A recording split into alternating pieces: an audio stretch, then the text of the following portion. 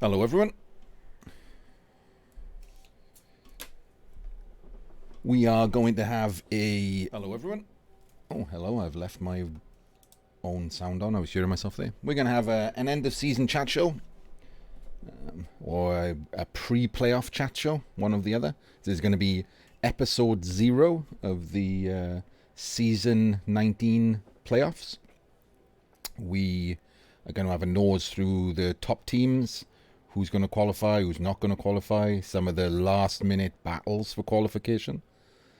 And this will slot in at the start of our next playlist before the draw for the playoffs.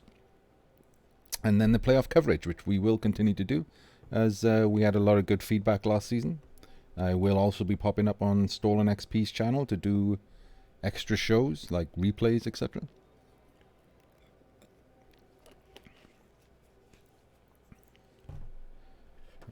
Let me have a quick second while I get myself set up, seeing as I just randomly decided to do this now after we were talking in the official Discord about it.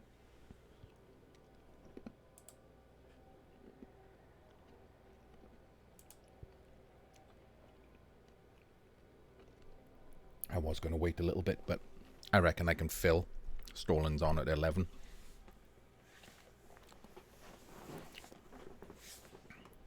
Let's get my notes up, because I made notes. Who doesn't love making notes? Everyone.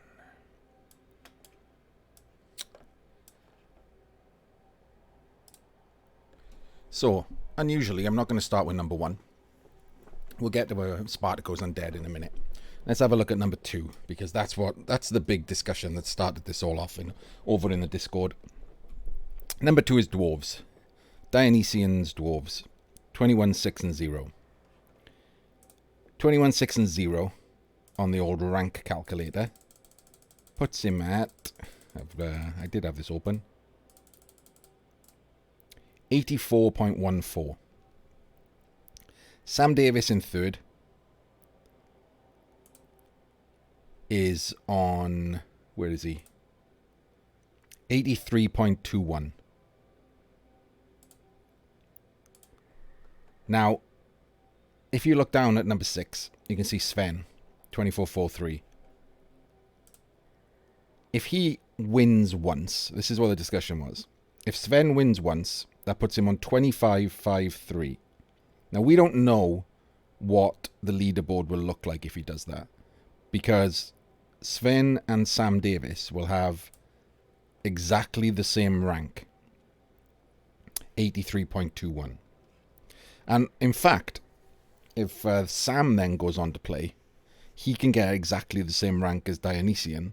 And of course, if Sven plays some more and passes them both, there will still be a draw about who's going to playoffs. So we actually don't know what the leaderboard will say. Hey, Odant. But the admins have been having a chat. And they haven't decided yet. I think what they're actually decided is that they're very much hoping this doesn't happen. I think that's probably the fairest way of assessing that, so they can have a think about it to decide what's going to happen if it, occurs in future seasons, so that the coaches can know in advance. It hasn't happened up until now. We've had no draws, dead draws. There is another possibility for a draw with the Wood Elves. As you can see, Steve's Wood Elves down at 12. If he plays twice and draws once and wins once, he will not just have the same rank, he'll have the exact same record as the Wood Elves above him, via heroes. So, there is a real possibility that there are multiple draws this season. So, we're not 100% certain what will happen then. Chat has been bandied around in the Discord about maybe a friendly or find some other way of differentiating between the teams. That'll be the admin's decision if it happens. But it's the first time, I think, it's the first time in the last at least 4 seasons that I've noticed that there's a very real possibility that there will be a dead draw. So let's get back to actually just having a look at the things. Top of the leaderboard is a name that hasn't been top of the leaderboard in a while. A name that everyone should know is Spartaco. An Italian player, tabletop player as well as online. and he's up there with Undead. He did try last season. I hadn't seen him in the seasons before that. If I did, he didn't play a lot. He tried last season with Wood Elves, and he was up there in the fight with the 4 big names last season. Mike the Machine, Jehanian, Gdanik, and Spartaco were all fighting it out. And Spartaco's team died a couple of wins before it was seriously challenging. So this season, look at that Undead record. 23-4-1. That's pretty good, isn't he? He's definitely going to qualify as top Undead, as if you have a look. Second Undead is currently Singolo, the Russian streamer, who was just this evening past Adont. Now that makes a difference because Singolo is also elsewhere. I think he's top Nurgle. Yeah, there he is, as top Nurgle. So, if he qualifies with Nurgle, if he chooses to qualify with Nurgle, I think this is how it is. Garyon's in chat. I think he still has to choose. Even if he's top Nurgle and wild card for something else, he still gets to choose. He doesn't automatically just get Nurgled. He could choose to take his wild card Undead. I'm hoping that Garyon is listening and can let me know that that's correct. L2 Dorino, I can see your name in chat. You actually came to my chat to have a... He has told you Nurgle, is he, Garyon? Okay. I'm really sorry about earlier, man. I've just seen L2 Dorino's name in my chat list as I was looking to make sure that Garyon was still here. And I accidentally murdered his team earlier. So, right, so he's going Nurgle. So I guess the Undead thing... wait, though. He's going Nurgle only if he is top Nurgle. And I have to go down. I keep forgetting how low they are. As we can see, Jameis McGamus could pass him. And Singolo won't be a wild card this low down. So, hey, man. Singolo won't be a wild card this low down with that Nurgle team. So I guess he's definitely taking Nurgle as long as Jameis doesn't pass him. Hey, Yak. I'm the caster for the CCL, L2 Dorino. I don't normally stream my games. I didn't stream ours. I do stream sometimes my games, but normally I'm just casting the playoffs and stuff.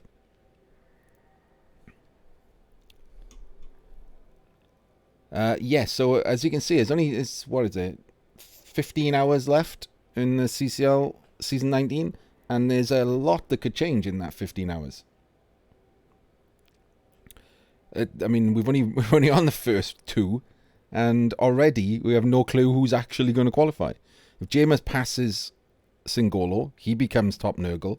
Singolo then gets a wild card for Undead, and Adont doesn't qualify.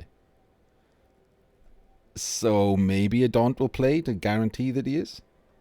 Who knows? Same with the Dwarves. Nobody knows which two of these 3 are going through. It's definite that 2 of them are going through, but could be any 2. The Dionysian's 21-6-0. It's good. It's so good. But Sam can pass it with like a win and a draw or something. Yeah. I'm actually really upset I didn't stream our game, dude.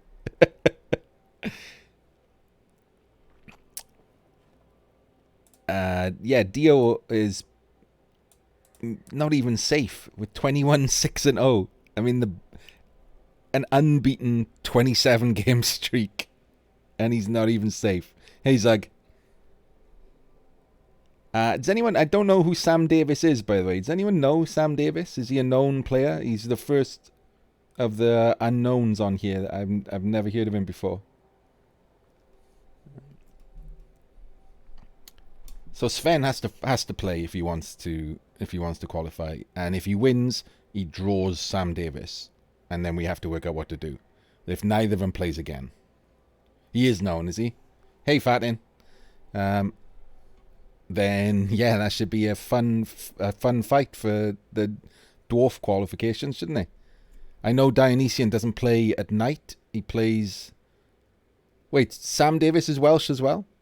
I know Dionysian is Welsh, and of course, you know, the lovely voice you hear right now is Welsh, but I mean, his name is Davis, but that's it's not that much of an indication these days.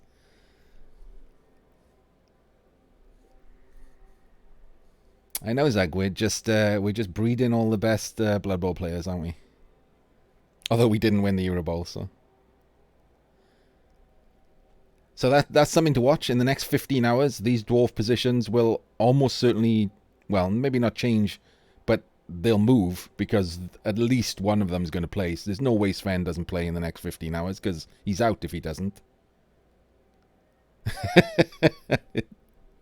If we could teach sheep to play Blood Bowl, that'd be the dream.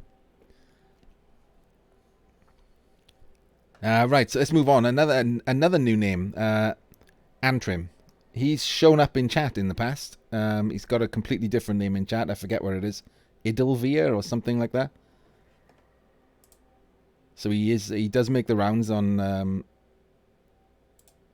chat streams or stream chats. And his lizard team's pretty good.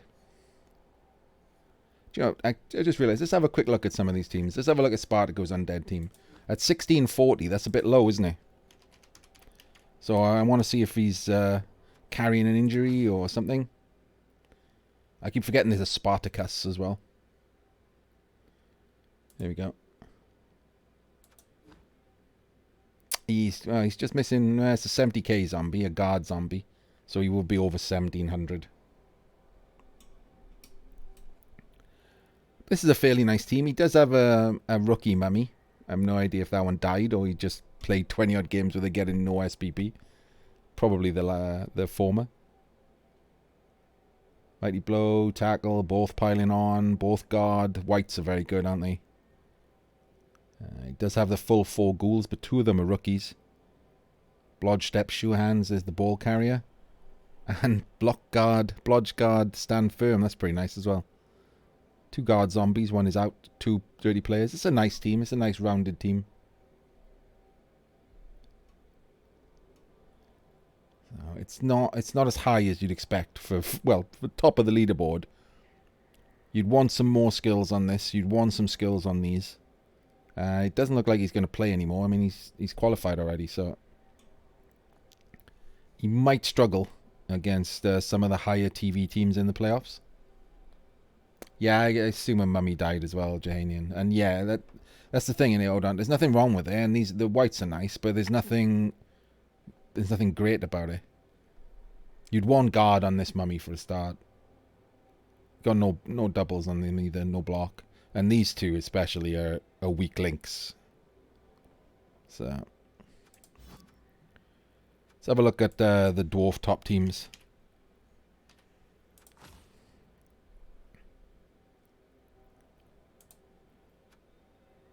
You can tell from that picture that what the okay, he's missing a blitzer. Well, look at this. They're all doing it, aren't they? No troll slayers. Guard spam. Strength 4 blitzers missing the next game. Wonder why it might play tomorrow. Like I said, Dionysian plays mornings GMT.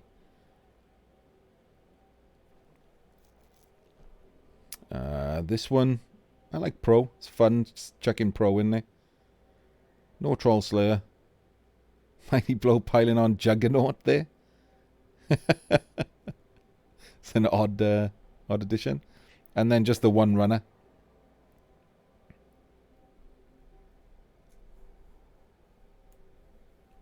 Block, kickoff, return, pass. Pass, accurate, dump off.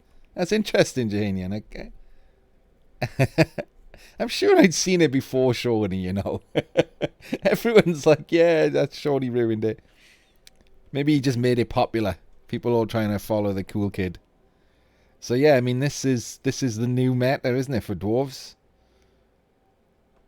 Actually, I mean, Colian got the furthest with his dwarves. Oh no, Sven did get that. Colian's piling on dwarves, I think, should be the new meta because they're hilarious, aren't they, Odont?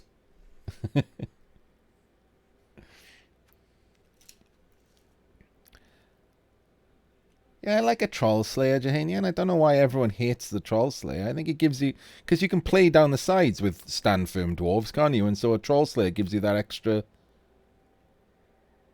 Troll Slayers give you that mess around. Trying to surf. Nothing wrong with guard... Yeah, guard stand firm or guard mighty blow is... You know, one or the other. But the lack of Troll Slayers is the thing that I'm talking about with the new meta. One runner and lack of Troll Slayers. I like all positionals. I think it's fun. It's not that much bloat. And you get a spare runner for if you get, you know, lightning bolted. Or something happens to him in some way. I like all positionals on my dwarves. Let's have a look at Sam Davis's.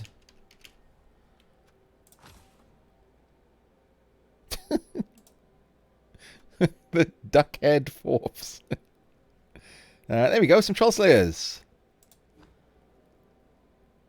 And one of them's out. So yeah, it's a much higher TV team than Dio's. But yeah, there we go. I like this team. I like this team better.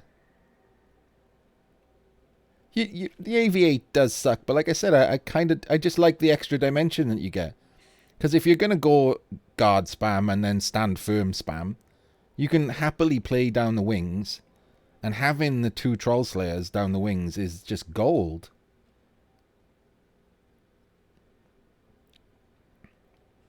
Look at this. Look at this runner. Just notice this.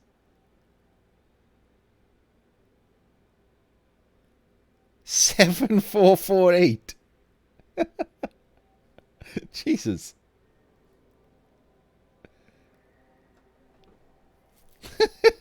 That's a better vampire. It's a fast vampire dwarf.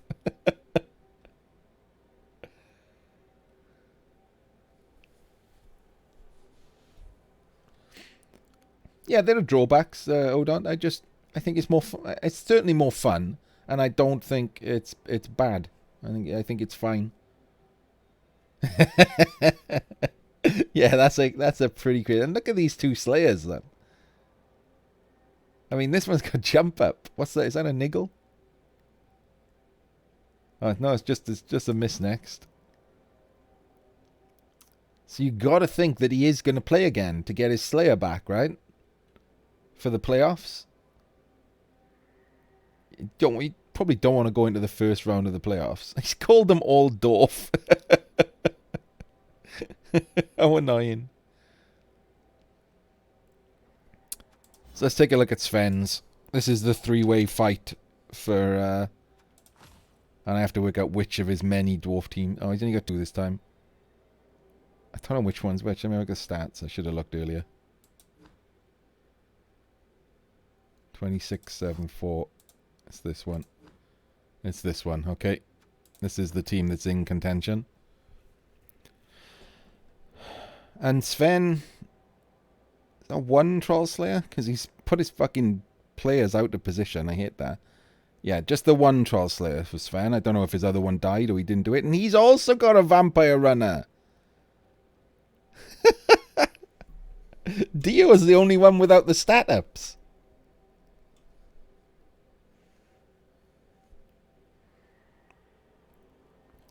Duckhead Fourths, there's nothing wrong with that.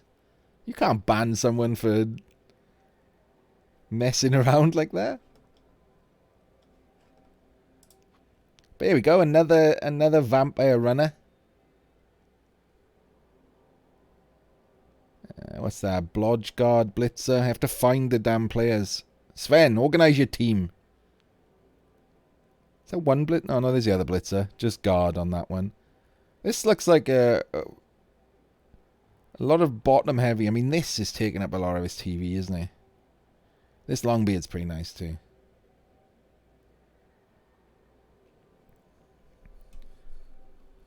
So yeah, any 2 of those teams. In fact, if anything, Dio, who is currently top, is the worst team of the 3.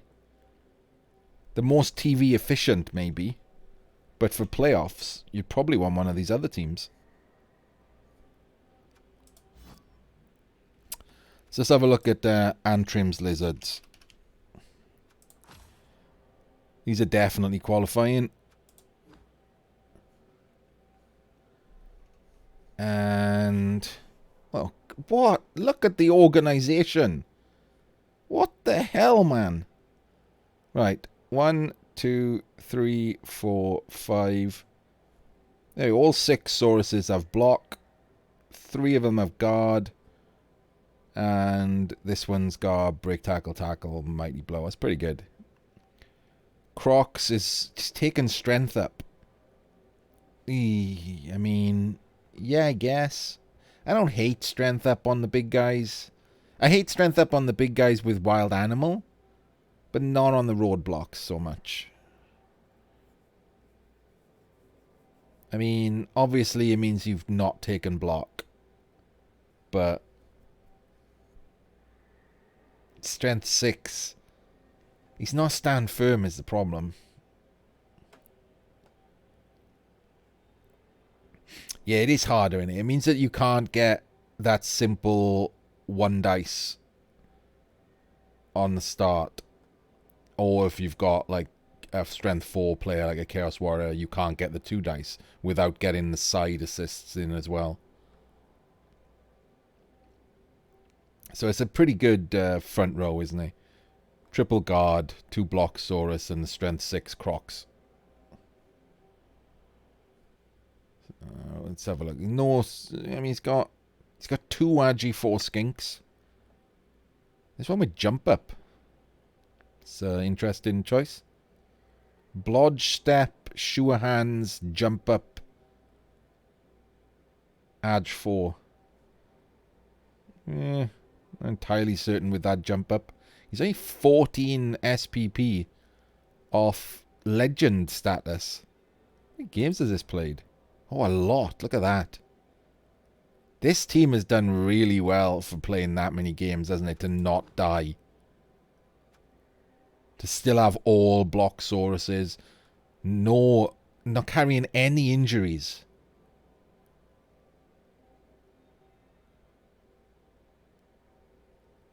It's alright, isn't it? But I guess what else are you going to take on that player? You're not going to give him diving tackle, are you? So I do like that he's got a backup sure hands.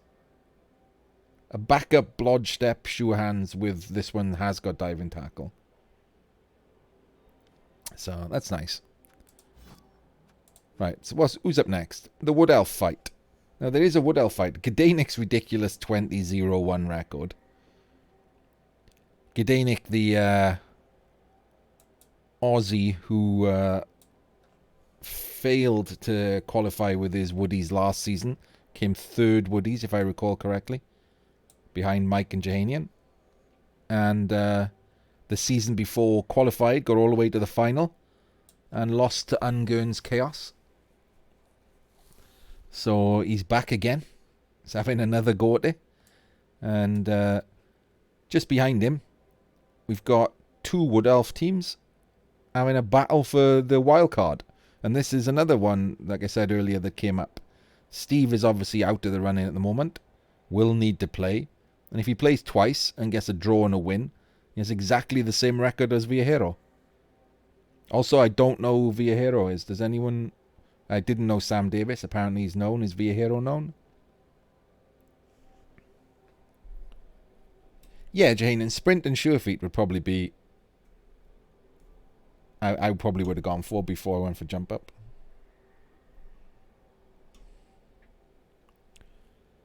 That would be my last 2 skills to make him a legend then. Blodge Step, Ag 4, Sprint, Sure Feet.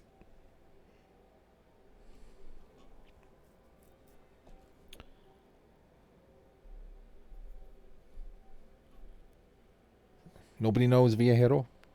I'm guessing not. Or you're all just chatting amongst yourselves while I wibble about the CCL. So one of these 2 are going through. I can't see them passing Gdanik. So it's going to be Gdanik and one of these 2. Well, I mean, he's good, but is he known? Like, is he just shown up and is good? I mean, he's obviously good. He's got a 21-6-2 record. Even with Wood Elves, that still takes some doing. So, Viajero. And Steve's been there for ages, hasn't he? And he hasn't played in like 3 or 4 weeks or something. Ran this up really early. Okay, good. Yeah, ran this up really early. Was hoping no one would pass him. And only really in the last week, Gdanik and Vieira have popped up. So let's have a look at their teams. I know Gdanik has got a reasonably healthy team, only 9 players.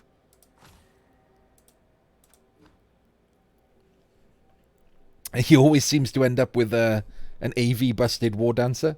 I think the last 3 seasons, he had one. He had an AV 5 War Dancer in the playoffs that he lost in the final.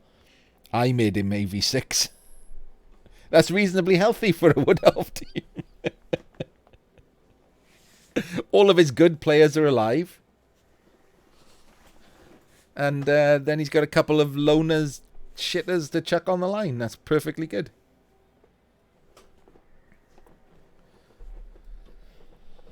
So he's got what he needs, doesn't he? He's got all the tools. This is an issue, though, isn't it? A movement 1 tree man. How does that work in BB2? Does that do anything in Blood Bowl 2? Is it still just a straight 4+ to stand up? I actually have no idea. Perma rooted. Oh, right, Janian. So it doesn't do anything. Okay, well, that's a bit gypped, but okay. But yeah, it kind of sucks still, doesn't it?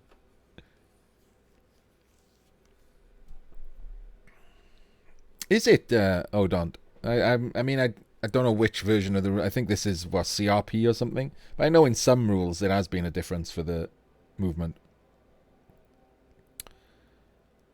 He has got 2 skill-ups that he's waiting. It's LRB6, is it, Odont? I didn't know if it was CRP or LRB6. I mean, it's neither, because they've changed some stuff on there, like the human catchers, but yeah, it's okay. I mean, this War Dancer, if he fails the strip, is getting murdered, as always. Because he just always ends up with a AV6 War Dancer. But, so you got to hope he doesn't fail the strip, haven't you? Let's have a look at the others following him. Vieira.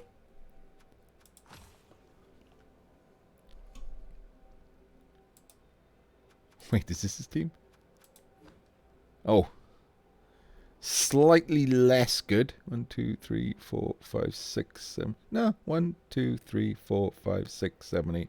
9 players, but 3 out for the next game.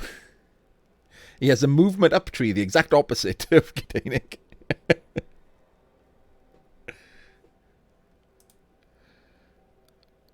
That's MNG'd. So will Vieira play a last game to get these players back? He has a Strength 3 catcher, just MNG. I loved my Strength 3 catcher when I had one. He has a Movement 10 War Dancer. So there's the 1 turn threat has changed. You can also leap.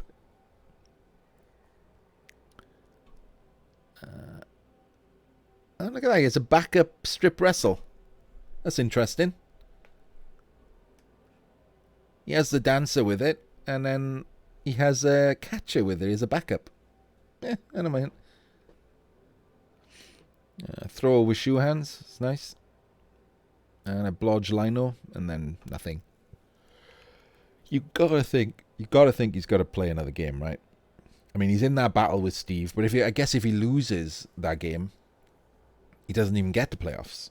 He's gonna have a big choice to make in the next 13 hours. Let's take a look at Steve. Steve basically has to play. And Steve's team is perfectly fine. And he hasn't played. When was the last time Steve played? 24th of October. A month ago. Over a month ago was the last time he played.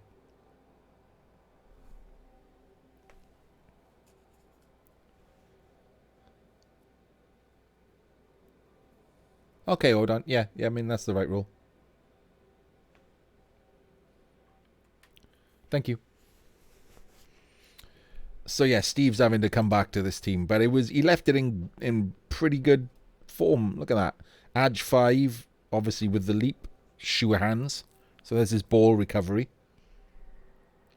Rookie War Dancer, though, and a rookie thrower. Edge 5 War Dancer with strip. Interesting that he then went sidestep mighty blow. That sidestep should have been tackle, surely. I mean, that's a weird choice there. If you've gone, you get the edge 5, you give them the strip, then you give them tackle, right? That's your... What? Why is sidestep in there? I guess to try and keep you alive when you fail, but... Yeah, but he should have already had it. Yeah, maybe, but... That guy, I mean, that would be perfect, isn't it? Edge 5 is first, so you know he's the stripper. And then he gave him the strip, and he didn't give him the other skill. It's weird. Edge 5 strip tackle mighty blow is a fucking amazing War Dancer, isn't it? Not only do you get the ball, like, loose, but you also possibly stun Kaz, the guy who was their ball carrier. I mean, that's perfect if he'd given him tackle. But it's a good team. It's a good team regardless. Interesting that all of the Woody coaches, all three of them, have given their tree man guard as the first skill. I would prefer grab. That seems... I don't really do a lot of blocking on the line when I'm Woodies. I prefer grab as my first skill. Too much fire him, he's rubbish. Alright. Who's up next? Oh, hey! Random Boys Chorfs. So yeah, top Chorfs this season is not Crucifer again. Yeah, Janian, I like grab first. Yeah, thank you for... There we go, look. We finally agree on something. We agree on that Wood Elf team was wrong. Yeah, Random Boy. I mean, he was doing it anyway, but I basically spurred him on this season to try and beat Crucifer in the hopes that someone else would play Chorfs. And then Crucifer, because I thought it was hilarious. Crucifer's reaction to not qualifying last season was great. I mean, it was really good. And I don't mean like to mock him. He took it really well. He titled his videos when he was streaming in amusing ways. I thought he took it really well. So Random Boy wanted to play Chorfs, and I urged him on to beat Crucifer, which he has done. But as you can see, Crucifer's got second and third Chorfs. And Foufolet's down here, so he's not going to pass him. I think... Wait, didn't you do... Oh, no, you did Dwarves. Did you, Jahanian? Yeah, no one else is Thess as good, but is all the way down there. So Crucifer's definitely qualifying regardless. The thing you find here is that Random Boy's Chorf team is shit compared to Crucifer's. I mean, it's just rubbish when you compare them. He's tried really hard, Random Boy, to make this better. He played a lot more games than he needed to try and get Claw Mighty Blow on at least one Chorf, and he's failed. He's got the two good bulls, but he hasn't got Claw Mighty Blow on anyone. He's got Claw on an armor busted one. He's got Grab on a edge busted one. He's got a Wrestle Guard Hobgoblin. Oh, sorry, Janian, you're right. He has. So he has got one Claw Mighty Blow. That must... Wait, no, 51. Yeah, okay, there we go. That's new. It's 51, isn't it? So that's new. You finally got Claw Mighty Blow and it's on the on the armor busted one. Yeah. Thanks, man. Yeah, this was the one that he couldn't get leveled up. He's had him for ages and just never got any SPP on him. Just check, this is a... It's just an MNG. Yeah, Random Boy did get to the final last time. And in a battle of who is the luckiest, Random Boy lost. I think that's a fair assessment of the last season final. The Bull has got a level up waiting. I'm guessing Random Boy's not going to play again, just in case something horrible happens. It's not like that guy can get 9 SPP, is it? So this is his team. But let's have a look at Crucifer's team. Because it's fucking glorious. Right, this is the reason people talk about the grind at the start of the season, and it is you know, an advantage because you don't run into claw teams. Everyone's, you know, you if you get up there really fast, you're normally TV up, which is always an advantage. But this is the advantage of what Crucifer does, which is play like 150 games every season, restart his teams over and over again. Because you get the perfect team. You're more likely to get the perfect team. And when you compare this team to Random Boy's, I mean, look at it. It is practically the perfect Chorf team. He's got his two claw pommers, both with guard. He's got 3 guards stand firm, 1 with mighty blow, and guard on the last Chorf. He's got an Edge 4 hobble, which isn't even the ball carrier. He's got a Blodge Schuerhands ball carrier. And his 2 bulls are crazy good. He's got an Edge 3 bull, Blodge tackle guard, and he's got a standard bull, no stat ups, but with Blodge break tackle, mighty blow tackle.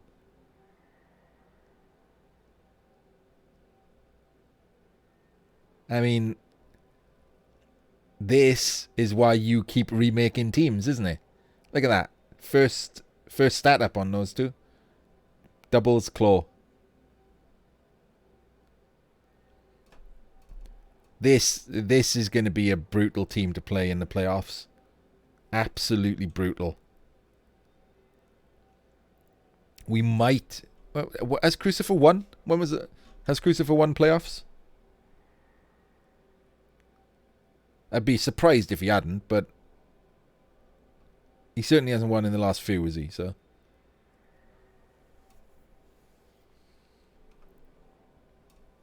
hey, Aldrea. It's always fun when you accidentally summon someone, isn't it, Janian? You start talking about them and then they suddenly just pop up in chat and say, all right.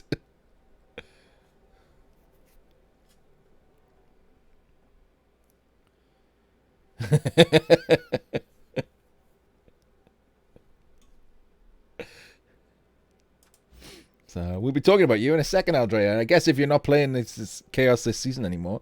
Wait, why are you not playing Chaos this season anymore, Aldrea? I've got you down on my notes as fighting with Jehanian for top Chaos.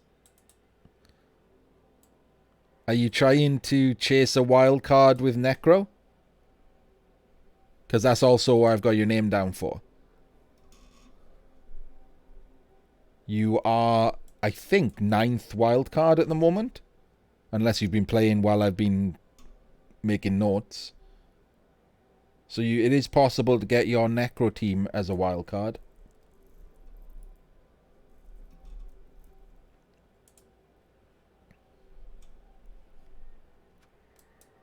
Oh, done it.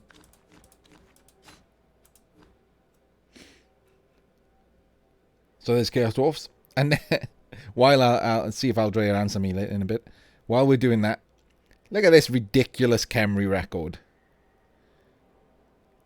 Look at it. 18-3-0 with Khemri.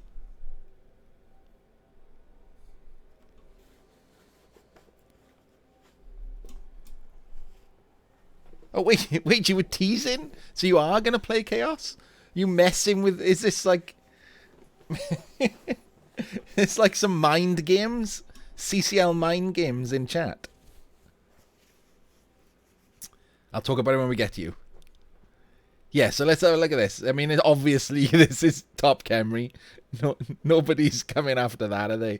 18-3-0 with Khemri. That's just wrong. And Bright, yet again, showing that the Russians don't just play the claw teams. You qualified with Dark Elves last season. And this time he's qualifying with Khemri. I'm genuinely impressed by him.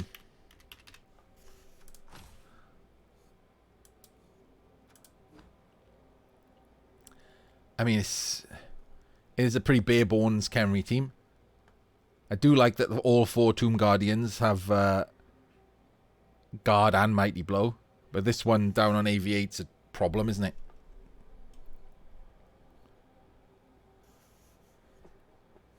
Yeah, he's rolled 8 skills on his Tomb Guardians. No doubles. Kinda sucks. But with the Guard, it is easier to get 3 dice on things, so it's not so bad.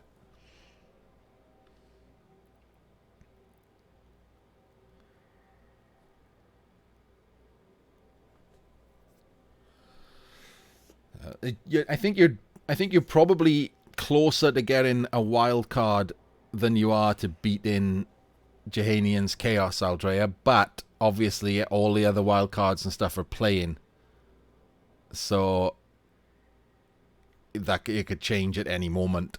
And like I say, we'll get to it when we get down to the Necro or Chaos.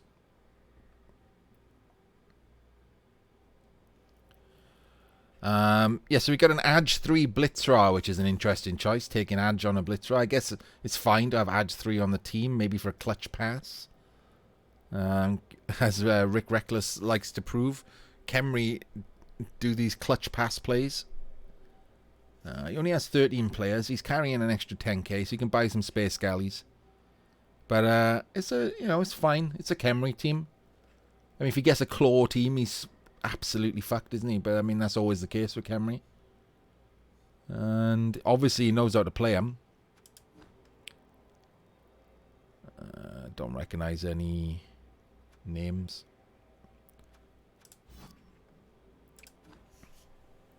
Who we got next? Skaven. This is an interesting one. Ungern has come out of nowhere with Skaven. It was Shawnee, our friend Shawnee. But let's have a look where he's dropped to. There he is. He played because Ungern was challenging and got absolutely destroyed. In fact, I'm just going to look at that first before we look at the actual fight for qualification. Just because it's funny. And Shawnee did have a good team. And, has he moved? You think he's moved up, Janian? I mean, people have been playing while we've been making notes. He wasn't a wild card earlier. Yeah, he did have a good team. And now he does not. Now he has a move-busted Storm Vermin, no other Storm Vermin, and a missing Gutter Runner. Down to 1260 TV. I mean, he's still got the movement 10, but it's not a one-turner. Or natural one-turner, anyway. He's got the Edge 5. Cage Diver. And he's got a normal strip wrestle. But, I mean, he lost as well, which is the problem. He didn't just get destroyed. He lost 2-0. So it's dropped him out of contention. I'm pretty certain he won't play now. I don't think he'll play again. So Ungern is almost certainly going to qualify. But these two may pass him if they... I mean, because look.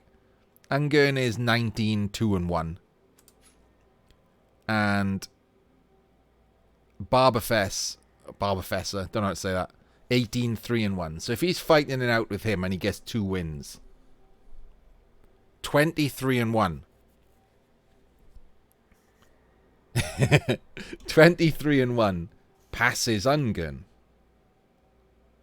So if these two fight it out to get the wild card, they could both end up passing Ungern, depending on how many games they play.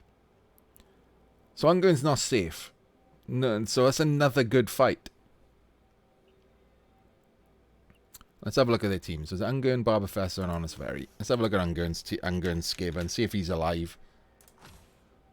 1740, so it looks like it. No Roger as well, so that's not a bloat. Yeah, it's nice. I mean, it's got Claw Palm. And the other one's Strength up, but Edge busted. I mean, you can live with that, can't you? Mighty Blow Tackle, Strength 4.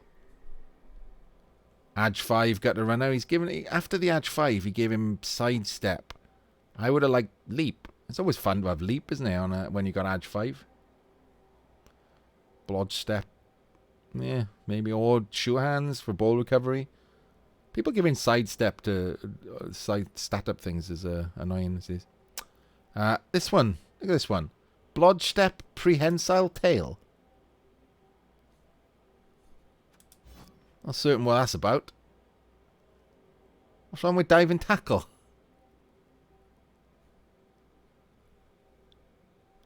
I guess he rolled a double and didn't want to waste it, but I mean, and is going to go Diving Tackle next, maybe? 4 SPP's time? But that's just strange. Ungern's my biggest fan too, so I feel bad saying something about his weird tentacle gutter runner, but... And this is the ball stripper anyway, so... And a strength 3 gutter runner. Everyone likes a strength 3 gutter runner, don't they? But then nothing on the lineman. He's got kick at least. I mean, it's the only real interesting one, but he's no developed linos at all. So that's just a pile of casualties waiting to happen. But it's a decent team. This is the only... I mean, these are both weird, but that's very weird. Efficient line rats, yeah. TV efficient line rats. Just waiting to die.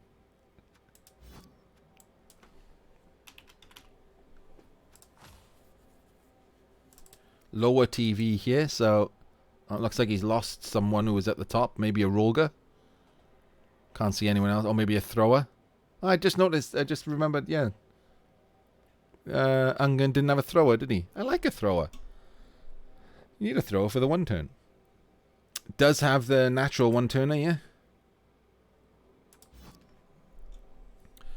AV6 stripper though.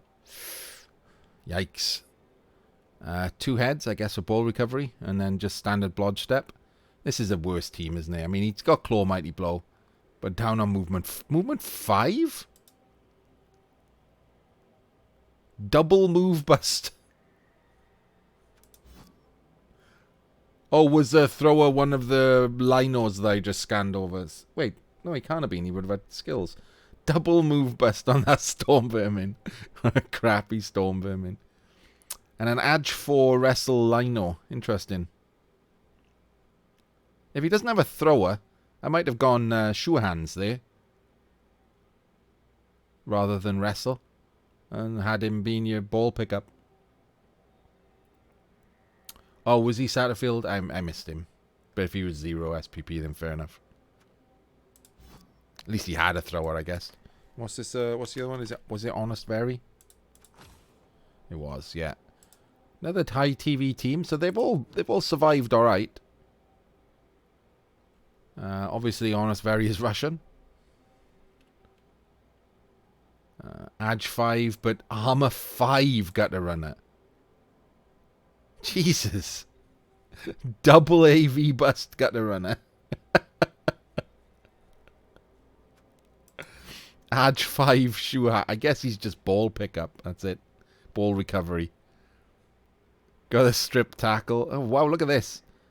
Wrestle, strip tackle, wrestle tackle, wrestle, strip, leap, edge 5. They're all about that ball, like, grabbing, they. Nothing else going on with his 4 gutter runners at all. These 3 try and get the ball, and then this one tries to, like, run in and nick it.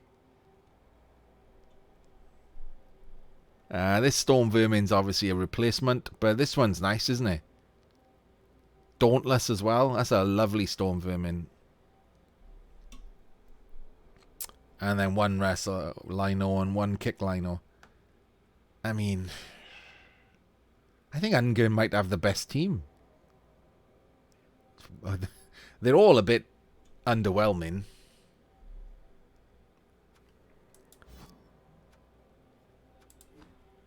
Right, who's after? We've done the Wood Elves. Humans! The bashiest team. And we have both Velahopia and Andy Devo. I wonder if Andy Devo will play just for pride to be top humans instead of a wild card. He did play on the morning, even though he qualified with Orcs, he played on the last morning last season without streaming because he ran into Rick Reckless, who was streaming.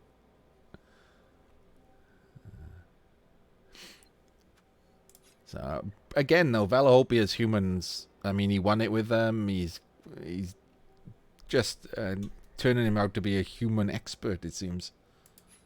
And I mean, Andy's just a good player, so. Oh, okay, Al. Okay.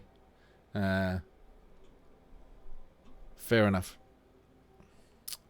I guess he's just happy. I mean, there is no where it's third humans. It's probably like miles away, isn't it? There we go. Oh, it's Larkstar. Larkstar, who's top halflings. 21-4-6.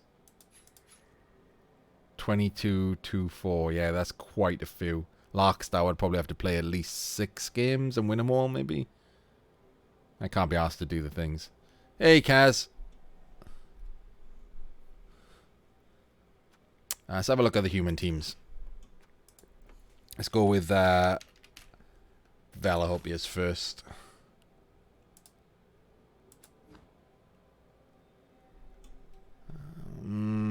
It's pretty good. I mean, this blitzer's 7 kinds of fucked. But he doesn't have another killer, so I guess he has to keep him. Pile on all the time and hope you're not against a team who fouls. Just guard on the Ogre, and only barely. 6 SPP. Looks like he's taking a beating. These look like replacements. Hey, Von Grunk. He does have a strength 4 blitzer. Yes, look at it. Movement 9 catcher, and he's giving him sprint. Is that sprint? Yep. So he is. He does do the 1-turn threat, and this one's just an annoyance. Blodge step, diving tackle with shoe hands, though. I guess he's both ball recovery and an annoyance. Thrower with block and leader, pretty standard. Strength 4 Lino, I just noticed. Block and tackle. And then a couple of guards, one's missing next game. I doubt Valahopia will put... Oh, someone followed me. Kaz, thanks, man. Yeah, I doubt he'll play another game this late in the season just to get this back. He'll run into God knows who trying to qualify. So I'm guessing he'll just play the first game missing that guy. Let's have a look at Devo's team.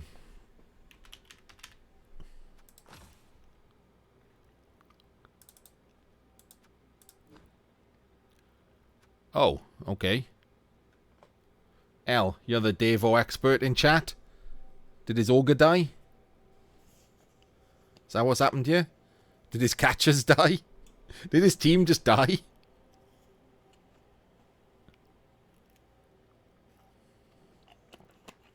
I mean, there's clearly 2 missing gaps. And if he hasn't reorganized his team, and there's all 4 blitzers are there, so the only one who could be at the top is an Ogre. Okay, yeah, his Ogre died. Did he only ever have 1 catcher? Because that's a Lino who's died. Oh, okay. Interesting. And just as the scorer, it seems. It's an interesting way of playing them. And I mean that in the actual sense, rather than my usual sense of the word interesting.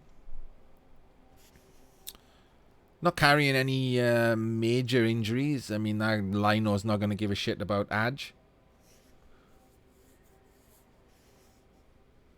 Oh, 2 rerolls. Interesting, yeah. But he has got leader, so that's why he's cut a reroll. Yeah. So he's trying to be a bit more TV efficient. I mean, and now he's lost the Ogre. He's very TV efficient, isn't he? 1, 2, 3, 4, 5, 6, 7, 8, 9, 10. So he's at 1,580 with a loner. I guess he might buy a... do you bother buying another... I don't know. Anything? Think he just buys a basic ogre?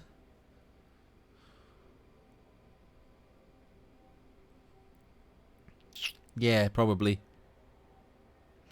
Yeah. Who's next? We're on page 2 already. Chorfs. Oh yeah, this was what we mentioned earlier. The whether or not. Let's let's just skip that.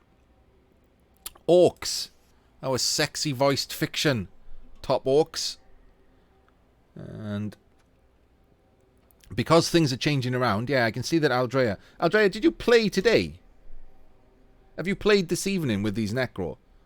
Because yeah, you're definitely a wild card right now. Because wait, our strategist was a wild card. Maybe he's played and lost. Let me have a look at strategist's team.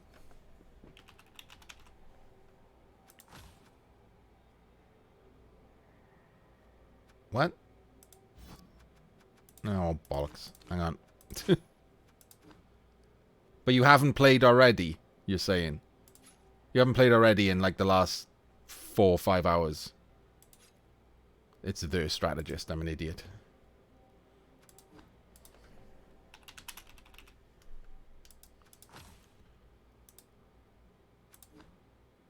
"27th. Ah, there we go. The strategist played and lost. In fact, he played and the strategist is who destroyed Shawnee's Skaven hopes, and then he's gone on to draw and lose. So that's why he's dropped below you, Aldrea. This Orc team was a wild card, and he's dropped below you. So you, I believe, are currently a wild card. I mean, we'll have to get the old books out to check and pen and paper or whatever. But this team, I'm guessing, is probably still playing to go back above you. But that loss is going to hurt with this many games played. Losses really hurt. Coming back from a loss is very hard. Hey, Necro. Chat's not bugged. At least I don't think so. Well, you currently... I mean, Geryon would have to confirm.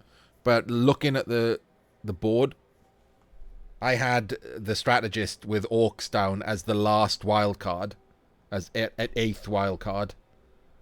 And he's lost and dropped below you. So now that puts you as a wild card.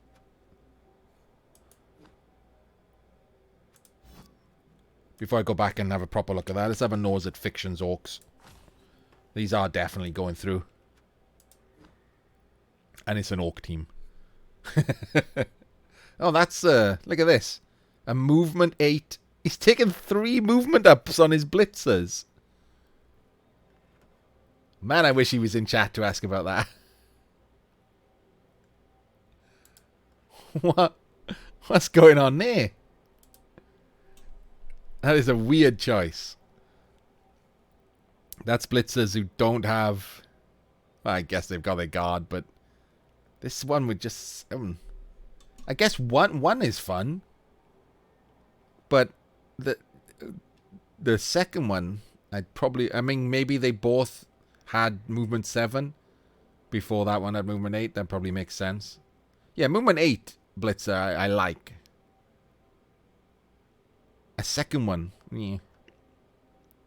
Like I say, he probably didn't have any choice. He probably rolled both of them and took them. Good development on the Black Orcs. Strength 5. Block guard and then block guard, and then this one's got strand firm. That's nice. It's a good selection of Black Orcs, isn't it? He has got a killer, just the one, but... And then this one rolled a double. He's got some interesting development on his blitzers, hasn't he? He's going to play differently to how you'd expect. He's got 140k. I could, if he spins into Wood Elves, I can see him buying a Mr. Throw. I mean, that's the fastest way to do that, isn't it? Just straight up buy a thrower. He's got enough money. I mean, he can just dump a lino and buy a thrower. Not even really go up that much TV. So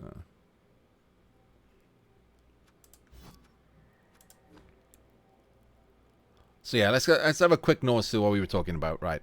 So dwarves is definitely getting one wild card. Wood elves is definitely getting the second. Humans and chorfs are third and fourth. Undead here and Skaven are fifth and sixth. Lizards is seventh, Ziggy. And Necro is you, Aldrea, is eighth. I'm sure I've just done that right. I'm pretty positive right now that Aldrea, you are a wild card. I mean, it's people are playing and for the next 12 hours. So, do you know, I didn't look when I looked at Dan Trim's Lizards, I forgot that Ziggy was also a wild card. I'm gonna have to look at Ziggy's team. So let's have a quick look at that to catch up. Ziggy's been playing Lizards this season. And let's have a look. Oh, God. What's the messing around with the damn... 1, 2, 3, 4, 5... All 6 Saurus. All block. Movement on the Croxagore is not terrible. Busters. He's got... oh, look at these crappy skinks. Good Saurus, bad skinks. The opposite of what you normally see on a lizard team. That could cost you, couldn't it? Skinks are shit because they steal all the SPP, Kaz. But once you reach like playoffs and you've only got to play a few games, having a super skink is amazing. Super skinks win you games.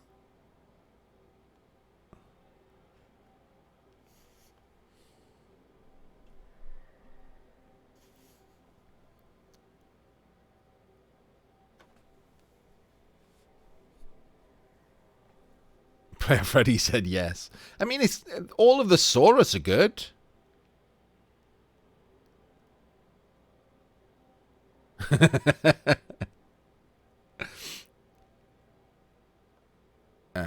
Yeah, I guess. But I mean, it's really hard to get them all. I mean, the top lizard team only had the 3 or 4 guard, I think. It's hard to get it on all of them, isn't it? Because you do want to get a killer. He has got another tackle in case he runs into more elves. But only having this one skink that can carry the ball without being twatted easily. I think he's going to have trouble again. I mean, assuming that he does go through, because he is on the bubble as a wild card.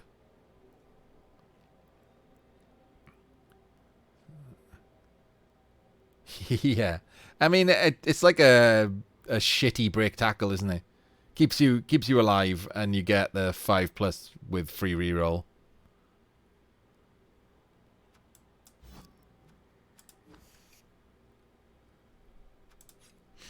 So we're all the way down here. So we are on the Necromantic. Does anyone know who this is and how the fuck you say this name? What is that? I'm just gonna call him Zavoin. I mean, that seems roughly right. Zavoin. Fiction, you are here. Hang on. I summoned a fiction. Yes, sorry, man. There's a lot of chat going on. Surprising amount of chat. Too many people care about the CCL. Hello. Yeah, we talked about your orcs, and yeah, the strategist lost the game just now and dropped out of wildcards. Pushing Aldrea, who's also in chat with you, up into wildcards. Zavoin? So there's a lot of shit going on. People are playing like right now, all trying to move around. So these bubble teams down here, this is where the bubble is. Ziggy and Aldrea are on the bubble of wildcards. And Aldrea says he's going to play. I mean, I wouldn't if I'll have a look at your team in a sec, Aldrea, because I'm going to look at this mess name first. I'm just going to look up his team name, Bloodywood. It's easier.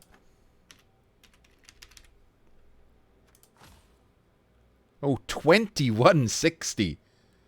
That's higher than anything we've looked at so far, including Crucifix Dwarfs. Oh, baby. Well, there's a bunch of fucking skills, isn't it? Holy shit. Look at this team.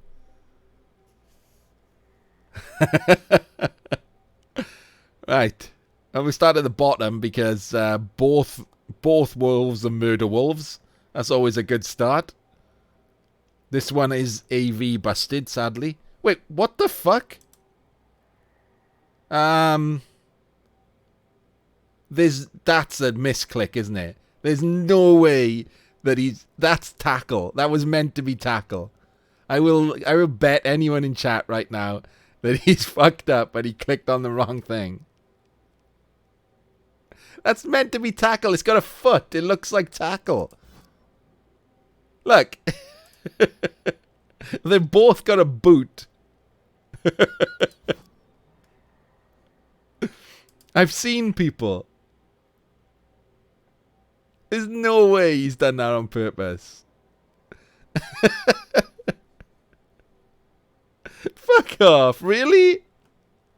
He's trying to claim that he actually took kick on a murder wolf. No way.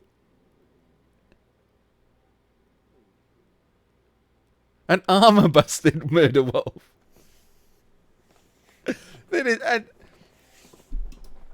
I would genuinely rather believe that he was just so embarrassed that he's accidentally taken kick instead of tackle, that he's now just going to claim that he done it on purpose, than believe that he did it on purpose.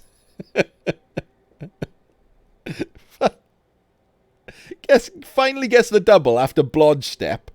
Finally gets the double to make him mighty blow. And then kick. Fuck off. There's no way that's on purpose. No way at all. That's insane if it is.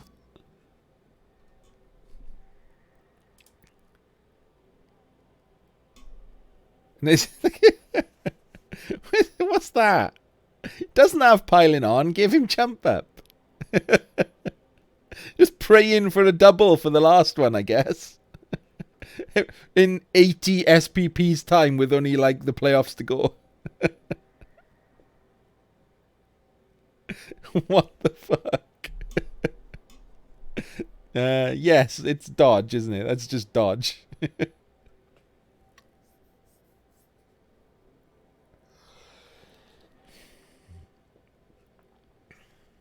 I always give kick to a zombie necro. It's great. You've got 7 positionals, which means you got 4 on the pitch. So you put 3 zombies on the line if you're not putting your fleshies on the line, depending on the team you're playing, and the 4th one has kick. Yeah, he doesn't have dodge. He does have jump up though, Aldrea. This is a fucking weird team. This is the new meme team for the playoffs, isn't it? The hell is going on here? And look at this one. There's another one. Tackle, agility up, mighty blow, not guard, wrestle, diving tackle. Mighty blow.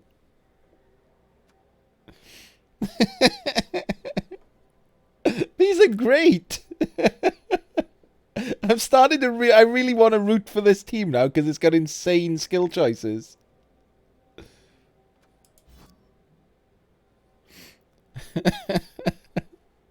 He's got a load of doubles as well. This other one's got guard. Blodge, sure hands, guard tackle. Yeah, you just keep your ball carrier off on defense, don't you? He's got 3 wrestle zombies, one with fend. He's got dirty player, just the one dirty player. He's got his guard zombie. His whites are a little, and this one particularly is a little underdeveloped with just guard tackle, but guard mighty blow tackle. He's got a strength 5 flesh golem with guard, no block. And then block, mighty blow, guard, flesh golem. This bottom is crazy town, isn't it? So good. Dude, if Kick wins him the game, I would be fucking loving it. Let's have a look at your team, Aldrea. Seeing as you are currently a wild card.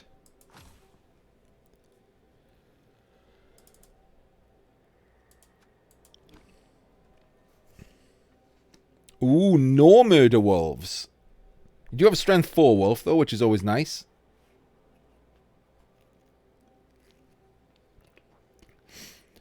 And they're both very close to leveling.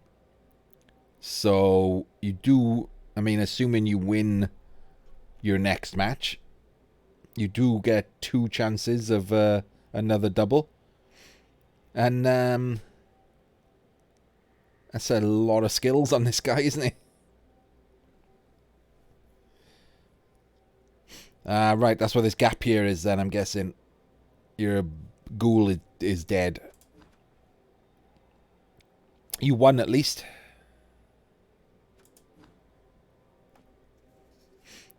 Decent whites. I don't hate edge up on a white. It's always, especially now he's got dodge as well. And good killer. Block on both fleshies. Wrestle guard, wrestle. I mean, it's 300 lower than the other one, so lack of murder wolf is going to be your issue. Yeah, Jahanian once again reading my mind. Yeah, one of these two really needs to double on that 76 SPP, doesn't he?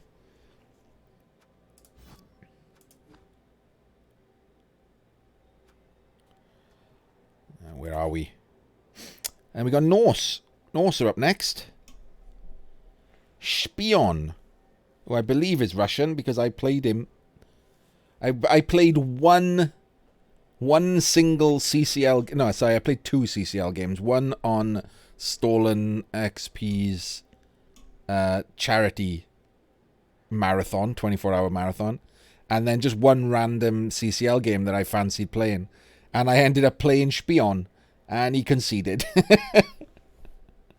That's the only reason I know his name. So he's top Norse. There's no wild card for Norse this season, so let's have a Norse.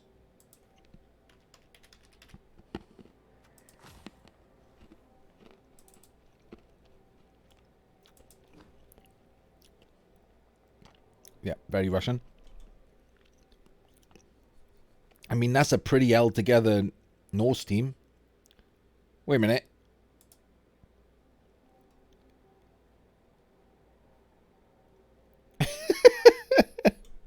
What is happening with these teams and their skill choices? What is this about?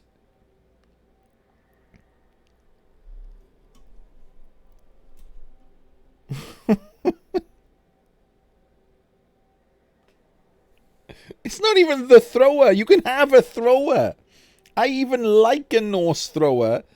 He's just giving it to the runner, which is a passing skill, which is a double, right?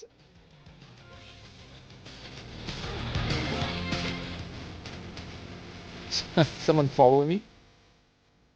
Thank you, Fatin.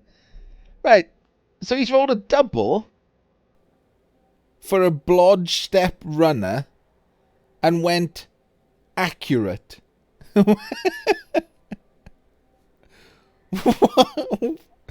There's just no explanation for that, right? That's mad. No one does that. Pass. He hasn't even got pass. Pass is better.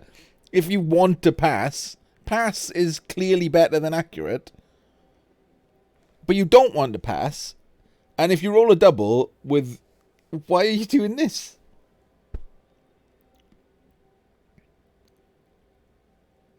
Yeah, I've actually got that written down, Aldrea. But they're both out of wild cards. Only one of them will likely qualify. But this is madness. An accurate Schuhan's Blodge step runner. He had a double though, Necro. He could have gone a guard. He could have been a Blodge step guard. Nobody should laugh at you if you take the thrower. It's great. My fucking mouse is playing up. Right. Let's have a look at the rest of his team now. That's here we go. Mighty Blow Pioneer. Mighty Blow Pioneer tackle. Dauntless Juggernaut. Don't hate that. That's nice. Both Ulfs with block Mighty Blow guard. Pretty perfect Ulfs. They're done now. Oh, and this one's got only one SPP away from getting another skill. I'm not certain, Fiction. It required me to put things into the rank calculator. But he dropped a long way down with that loss. With that many... With that many games played, a loss is equal to multiple wins. Like at least 3 wins. Just to get back to where you were in the first place.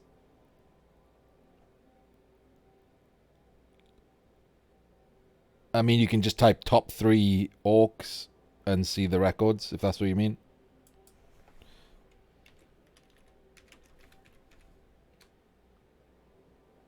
Like so.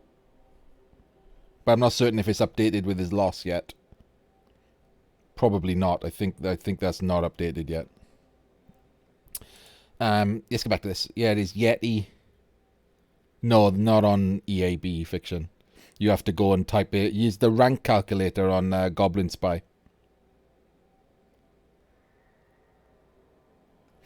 So his Yeti's pretty good. I mean, he doesn't have the double, but that's fine. Stand firm? Maybe. Kind of prefer guard, but meh. Hell, I wouldn't hate piling on. People always like, but piling on Yetis, A, funny, and B, stops you getting punched back. They have to foul it. It's never got blocks, so getting punched back's bad anyway. There we go. Thank you, Dode. So yeah, 6 wins for the strategist to pass you, Fiction. But less for him to get back into a wildcard spot. But you don't care about that, so. I don't know if you just keep... Normally he's just in the ruck, isn't he? So that's just your blitz. I mean, he's kind of useless if you aren't blocking or blitzing with him anyway. I don't hate it. I don't take it that often, but it's fun. And it certainly gets the removals. And Norse really, really need removals. Take it in the same sense that Colian took it for all of his dwarf team. Just hope for removals, and that's how you win.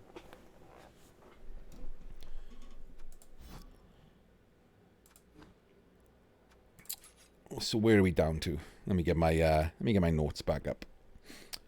So yeah, this is.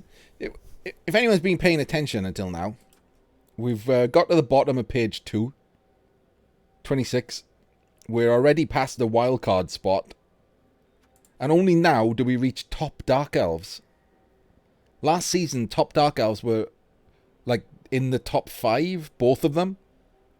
Not even in a wildcard spot, top Dark Elf this time. Big TV team. And second Dark Elves is El Duderino. I don't know if he stuck around, but... who's miles down. Absolutely... Let me have a look, quick sec. Top 3 Delphs. Look at that. 63.25 second Delphs. 56 for third Delphs. That's appalling. There's no one bothered to play Delphs this season.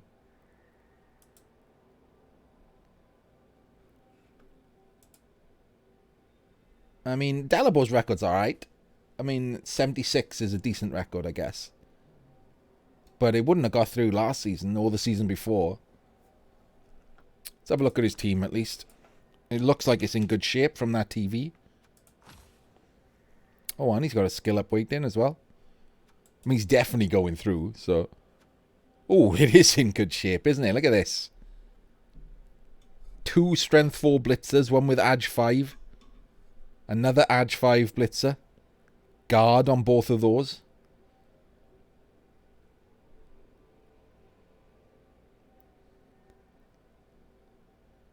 Three Blodge Linos. A Blodge accurate runner. And again, accurate, not it's pass. I don't understand why people are taking accurate instead of pass. You do get to re-roll the dump off with pass, right? I'm not mental or anything. Yeah, well, there we go. Jahanian immediately said... I like how we're on the same page, Jahanian. Stop disagreeing with me in between. Yeah, just leap just to try and be a war dancer. Normally you wait for an edge up, don't need to give a witch leap. Strip would have been better there, I think. If you're going for a ball steal. Ziggy! Holy cow, I'm summoning people by talking about them. Were you here for us talking about your lizards, Zig?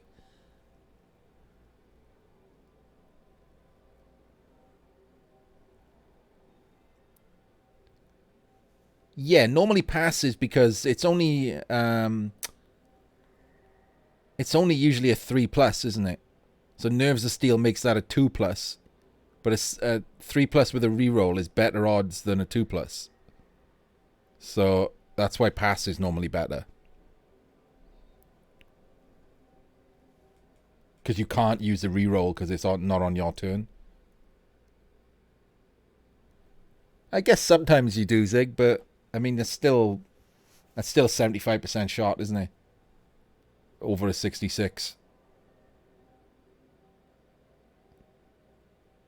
Oh yeah, it's over an 89. It doesn't drop it down to 1.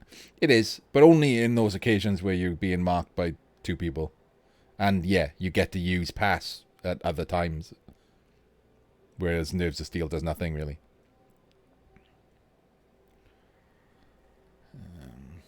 So yeah, this should have been pass.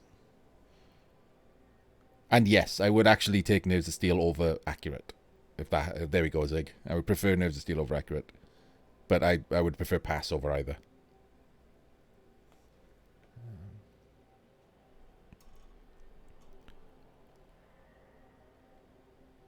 But without pass, there's no reroll for that pass, is there, Zig? Even with Nerves of Steel, if you roll a 1, it's screwed.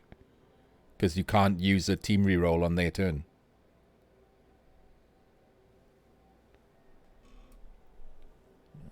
While you're here, since you're chatting, what did you think about us? Did you ever have any super skinks? Have they just died?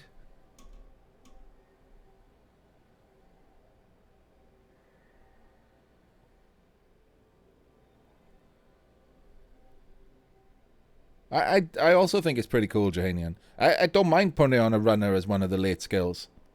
I know you built around it, but I don't mind just putting on a runner as one of the late skills anyway, because you're already picking me. You had a move skink that died. Okay.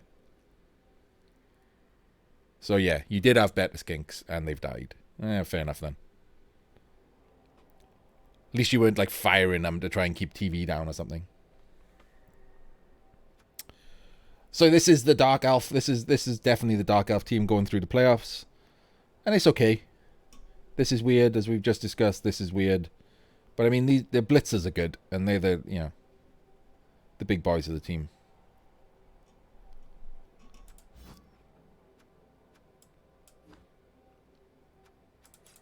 All the way down to page 3. So after the Delphs, this is here we go. This is good old Jahanian. Top Chaos down again, out of the actual wildcard range. It's pretty mad that Dark Elves and Chaos and Nurgle all out of the wildcard range for their top teams. And there's Aldrea, who may or may not be messing with Jahanian. And so may or may not play his Chaos team and try to pass Jahanian. Have you worked out, you're bound to have worked this out, Jahanian, how many wins has Aldrea got to have to pass you? I won't bother looking it up because there's no way you haven't looked that up. He's 1 win away from passing you. If he wins once, he passes you.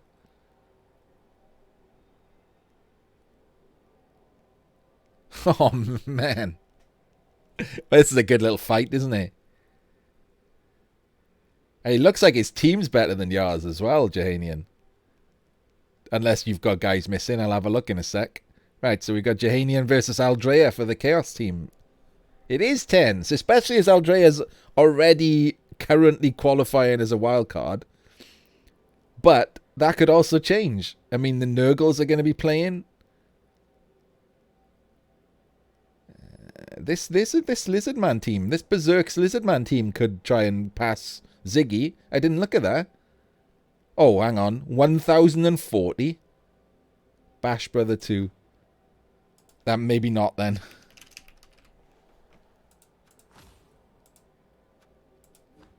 Oh, fuck.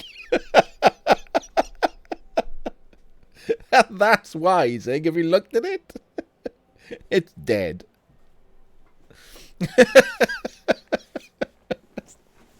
That's not a team. Can you imagine, right? This happened with Underworld last season. Can you imagine if Uzig ran into like a murder thing and just decided, fuck it, I'm going to delete my team? This could have qualified. It's really close to the bubble for like wildcard spots. This team could have qualified for the playoffs. Would have been pretty hilarious.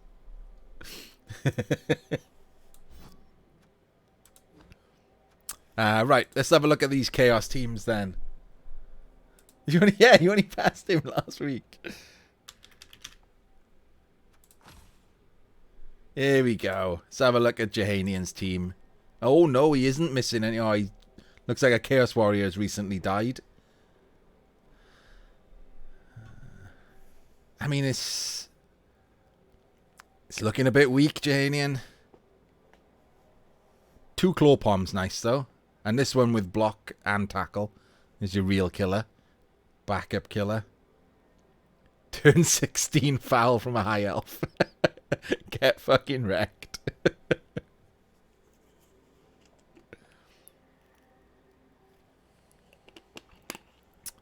I'm guessing your ball carrier is just Blodge. It's just that guy, isn't it?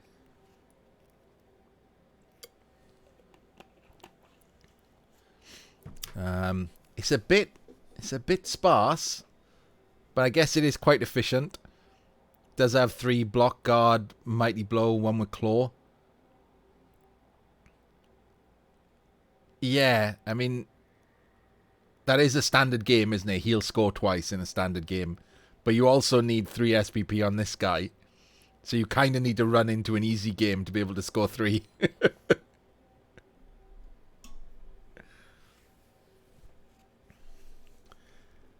Yeah, everyone's scared in the last 12 hours, aren't they? Especially with Aldrea right on your ass. What's with this? What's with this one cheerleader, one coach assistant thing? People have been doing that lately. Sven, you missed everything, mate. I'm going to have a look at Aldrea's Chaos team in a sec, and then I'll fill you in on what you missed about the Dwarves.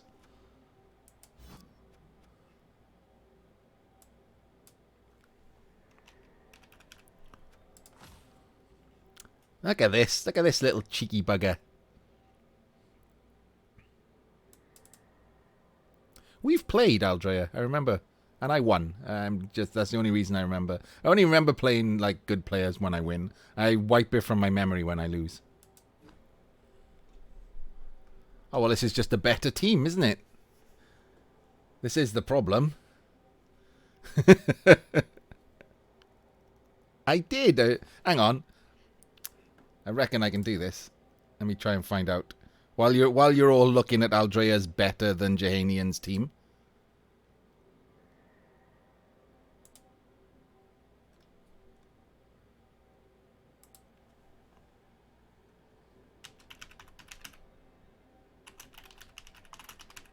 I'm trying to see if I can find our match. We might have played more than once. I don't remember.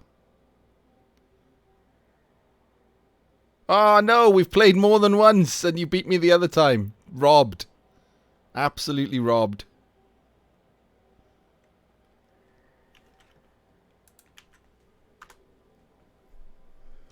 We need a rubber match, Aldrea. Definitely need to sort that, like, obvious rivalry out.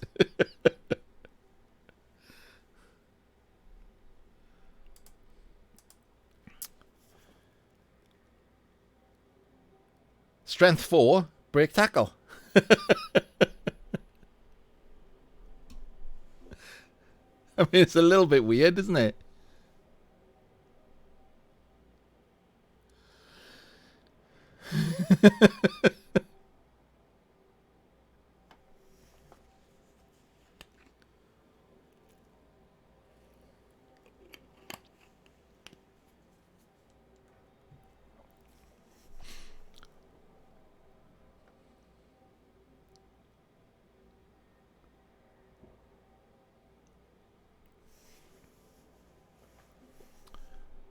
So we've got, let's have a look. Sorry, going quiet there. We've only got 3 guard. The other one's Claw Mighty Blow. But all 3 of these Claw Mighty Blow. And interesting that your killer is a Chaos Warrior. With these 2 slightly bloaty and no claw. There's no Claw Mighty Blow on any of these Beastmen. Maybe I don't think this is better than Jehanian's team. There's a bit of bloat being carried here.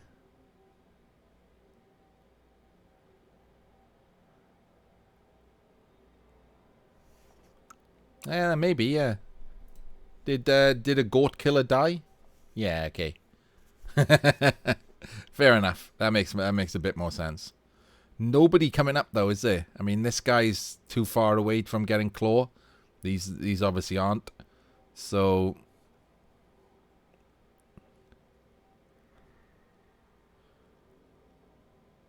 yeah, or stand firm, Squirrel Dude. If you've got 2 goat killers, or even 1 claw palm goat, stand firm is probably better than piling on there, I think. Just to keep the guard going. Especially as you've only got 3. This guy hasn't got guard yet.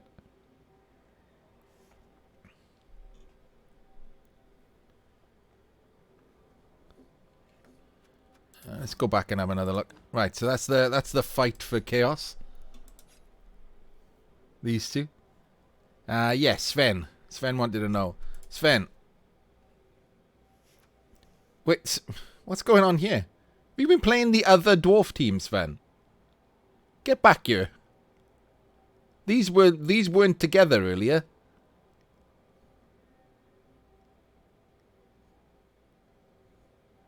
I want an explanation. These were separated. So you've played your lower dwarf team. This team needs 1 win to get to the dwarves, and you've played this one, I'm sure. Wait for him to see if he's coming back. I'm going to have a nose now.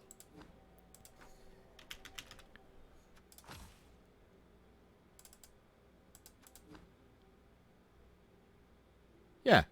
He's just finished playing with the San Diego Chargers, and in fact played earlier today with it. You've played with the second team.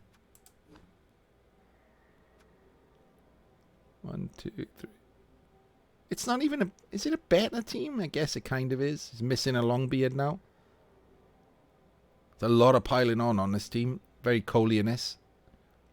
2 runners. Edge 4 and Strength 4.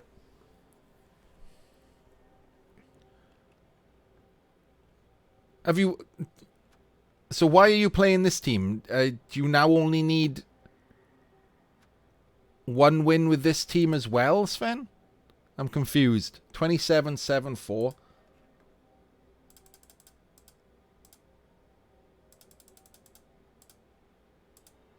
Is 80.85. 81.47. No, you need multiple wins with that team. So with this San Diego Chargers, you need multiple wins. Like at least 3. But with the Dwarven Titans, you only need 1 to equalize Sam Davis. So what are you playing this one for? What's happening? 6 more wins. But you only need 1 win with this one. Why are you playing 6 times with this team? What's happening? Everyone in the playoffs picking weird skills. Now picking the wrong team to play. What's going on?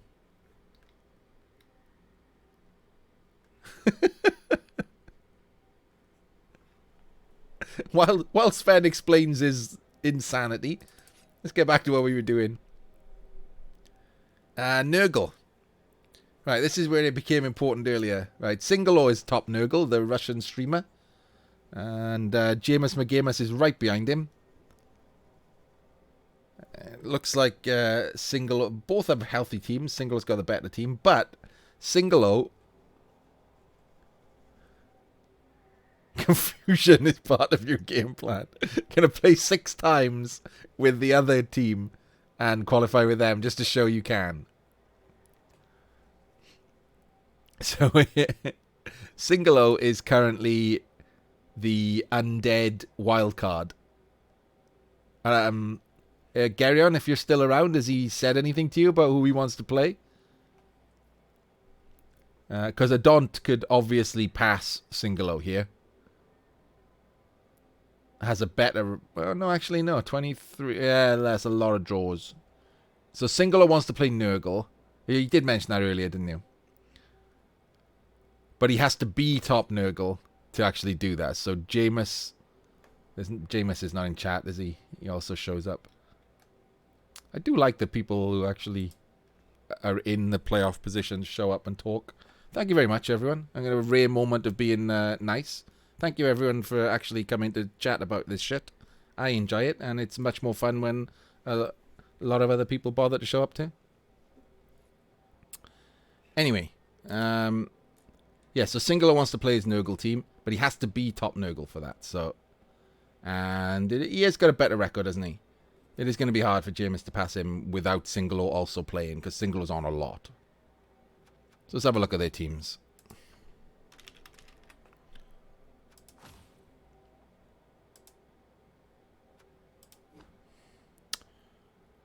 And yeah, there we go.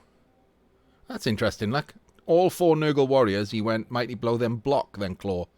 Very non-Russian. This one's taken an AV bust. But those are his killers. He doesn't have a Pestigo killer. Although this one is only 4 SPP away from getting that Claw. No piling on. But that is, yeah, 1, 2, 3, 7, plus the Nurgle, 8 Mighty Blow. This is a sensible Nurgle team, Jahanian. I'm not certain... Not certain what's happened. From a Russian. Hey, Andre, another name we were talking about. Oh, wait, I was supposed to look at Andre's team. What was Andre chasing? I'll have a look at that in a sec after these Nurgle team. We should pray for Jameis to pass Singolo.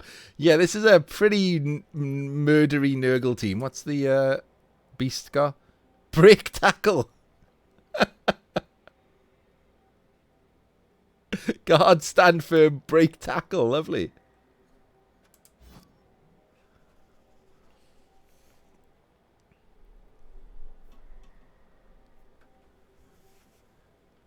His Pestigo's, yeah, he's just got block, chew hands, but that'll do, won't it? He's got 140k, so he can buy some more rotters. No dirty player, though.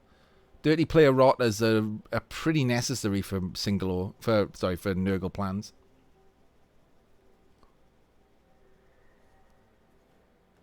What's everyone giving someone advice here? Beowulf, in open ladder, wait times are pretty high. Should I join another league?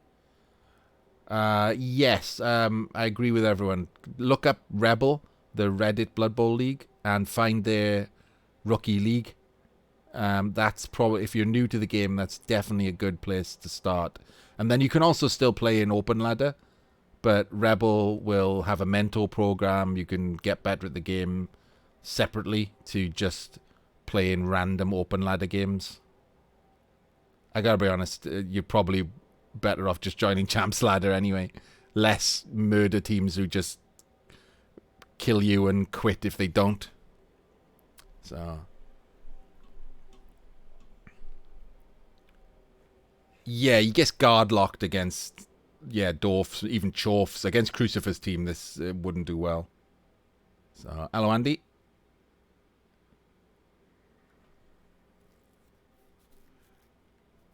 The FFP spreadsheet. What's the FFP spreadsheet, dude?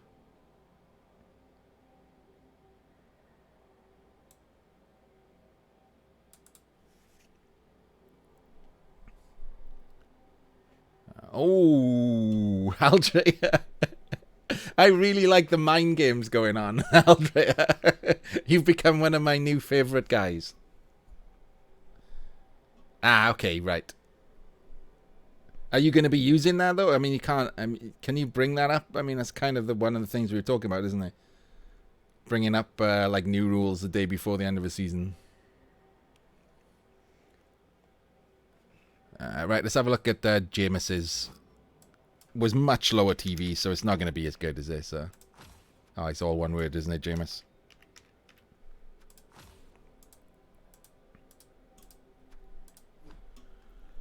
And actually, it's pretty decent.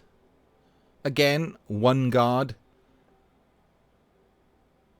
No dirty players. Yeah.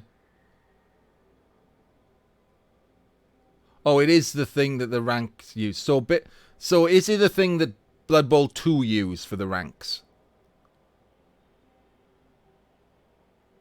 Like, if, for example, what happened, what we were talking about, if Sven got one win and gets the same, like, 83.21, he would be either below or above Sam Davis based on the actual thing that you're talking about. So technically, there doesn't need to be a playoff between them two then, because Blood Bowl would know which of the thousands is happening. That's how that works, right? Thanks, Andy. Get a watch my little video. Quite like that one.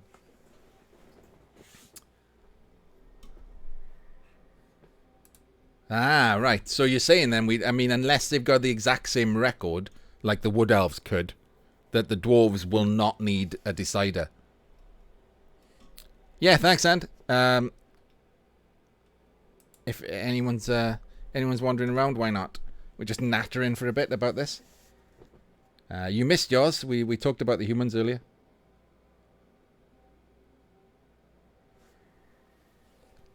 Yeah. You had the money. We assumed you were waiting for the draw to see whether or not you wanted to buy the Ogre.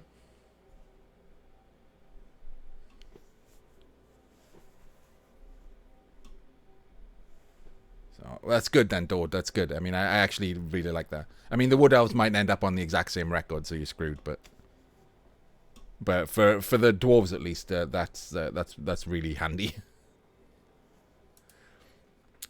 Yeah. Someone. The Underworld team last season, I think made the mistake that you're not making, which is he bought a Warpstone Troll instead of waiting for his draw, and he ended up against Wood Elves, and he could, of course, have induced a Warpstone Troll with tentacles, which would have been much more handy. I mean, he ended up dicing the crap out of Mike anyway, but I think it was a mistake. So, yeah, I agree that just wait. So there isn't many left, actually. Let's have a look. We're down to the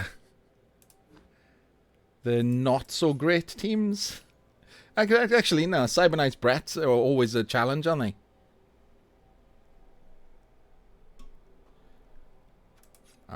You think? Yeah, I mean, you're almost guaranteed to make it in if you're talking about the playoffs, Andy.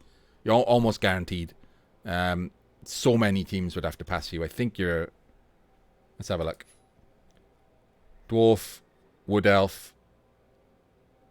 Your third wild card. So, yeah, you're in.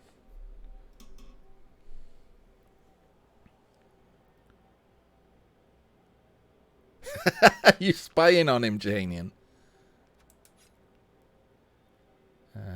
Dwarves, Wood Elves. What did I say? Did I say third or did I say fourth? Even though I counted out to 3.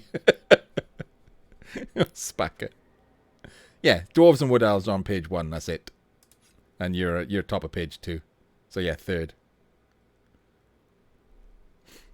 Skaven are right behind you. They'll be playing. I'll go back and have a look at some requests at the end if you want, Mipper. I'm going to have a quick run through the lower teams at the moment. Top Brett's is Cyber Knights. Let's have a look at his.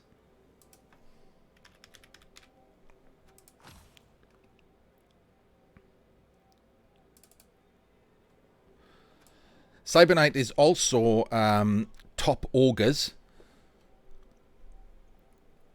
But obviously we'll take Brett's. I mean, I don't really have to ask Gary on for that. But there's no way that he's taking anything but Brett's.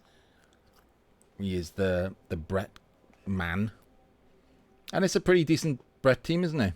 Well developed blitzers. 1820 TV. No injuries being carried by any of the 8 positionals. No unskilled replacements.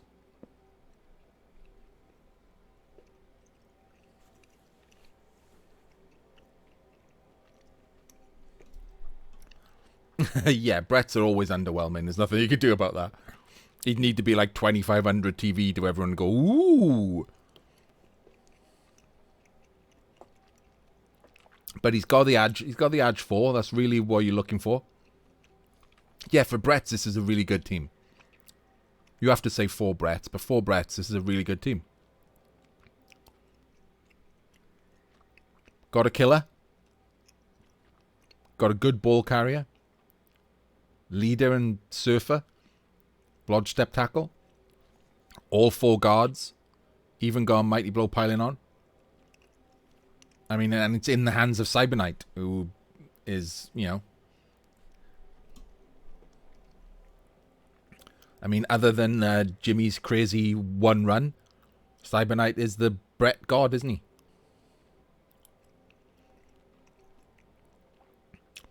I think if you can get a killer as a blitzer, Janian, you do, just because of the shitty wrestle on these guys.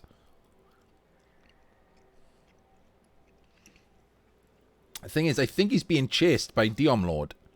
Let me have a quick look. And it's relevant because, like I said, Cyber Knight is also top Ogres, but will obviously take Brett's, which means Anraka is then in again, as almost every year with Ogres.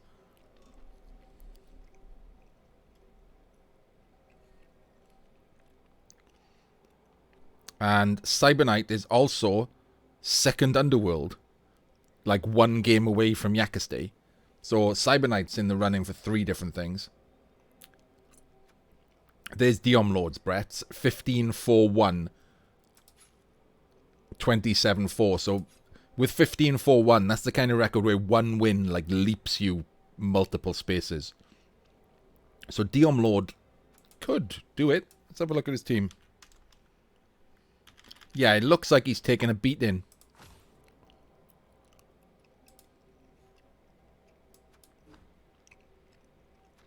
Oh, well, I mean, he's down 2 players for next game, so that's why. I mean, if you add in 390, 460 is not so bad. He's missing a blocker, so he must have had a beating. But if he plays, I mean, if he's playing over the next 12 hours or so, why not? Diom Lord's a good player, we all know that. So it's just a bit injured. I mean, these 2 are coming back. They and just check they haven't got niggles. Oh dear, okay. Well, he's niggled. I think I just just jinxed him by saying that. And he's just a miss next. So okay. Slightly less good. But Cyber Knight will probably also play, won't he, if Diom Lord manages to pass up to him. After Brett's, we got Amazons. After a good run with Amazons, I mean, we had Dio, like, top of the leaderboard. Amazons are back down to, I mean, this is the best one. It's a good record, though. 17-1-2. 1650 TV means they're not crazy, though. Francolino.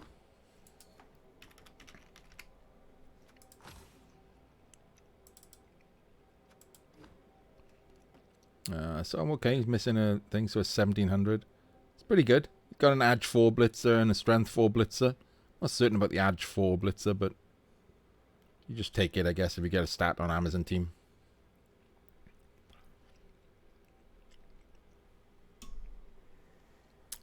You're not top Kislev, are you, Fiction? Did you even play Kislev this season?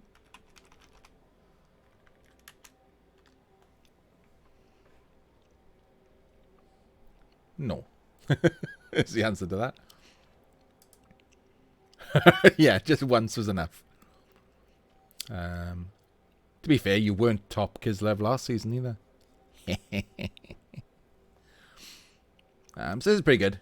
I mean, it's an Amazon team, so it's going to be one of those things, and if it runs into a tackle team, it's dead. If it doesn't, then it's probably alright.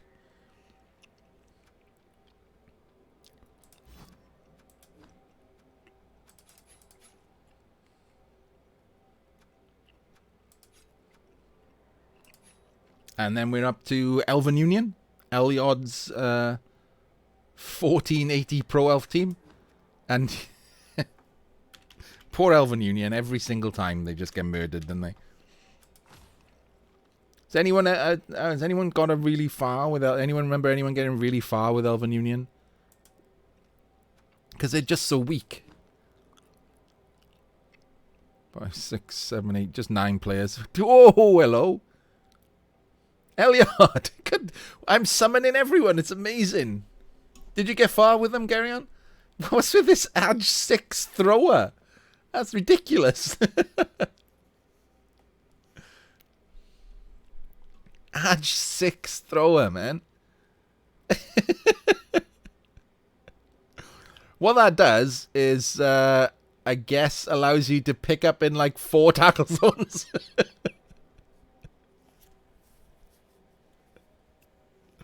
It's not a great choice, is it, Elyod? It doesn't do that much. Movement 9 sidestep catcher, so they does have a 1-turn threat. Blitzer has mighty blow, no piling on. Oh, I do not envy you playing this in the playoffs, Elyod. This, I mean, you are going to at least probably have a wizard against everyone, or every non crappy team. Against the good teams, I guess you'll have Elric as well. So you can do fun things, I guess. I'm just trying to be nice. You're pro elves. You're probably screwed.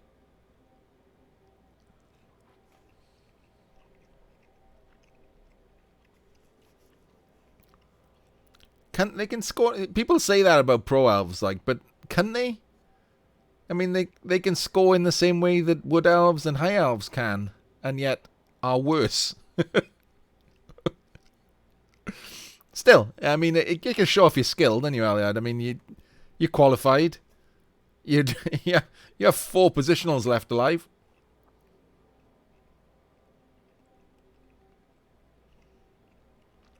Larkstar, nice. We're going to talk about you as well. Everyone's who's in the playoffs is showing up. This is really cool. Thank you. It's didn't know that anyone would actually give a shit, but sure, thanks. Who is next? It's Garyon. Garyon's next. Because Garyon is... you have to find them because all of these teams are not the best. Elven Union are above High Elves, though. Let's be good about this. Garyon, top High Elves. Only 21 games played. Rubbish. Enter the coach name. There was the Pro Elf attempt that you beat, Elyod. Just going to point that out. There you go. Oh, this is a nice looking team. Immediately see the 2 Edge 5s. And a Movement 9 catcher.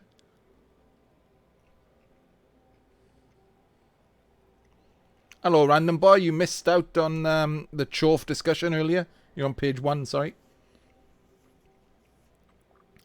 I was quite amused by the ridiculous fact that you had 3 movement ups, Fiction. I did get why. I mean, I do really like that you've got 1 movement 8, but having an extra movement 7 seems stupid. But I get why, because obviously both movement 7s came before the movement 8. So yeah, Garyon's team here, it looks pretty good, doesn't it? I mean, it's high elves, so they start from a place of suck. But they've developed well. 12 players, only 2 without skills. Some doubles in there. 2 guard on Linos, Blodge guard on one of them.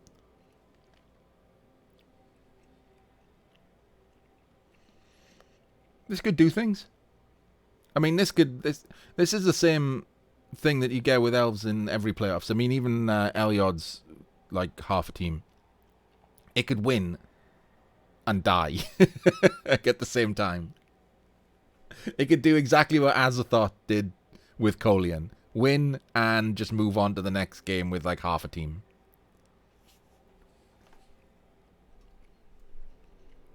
No, what's with the not named players though, Garyon? Bad admin. Get some names going. Look at these stupid random old names. Get your team named, man.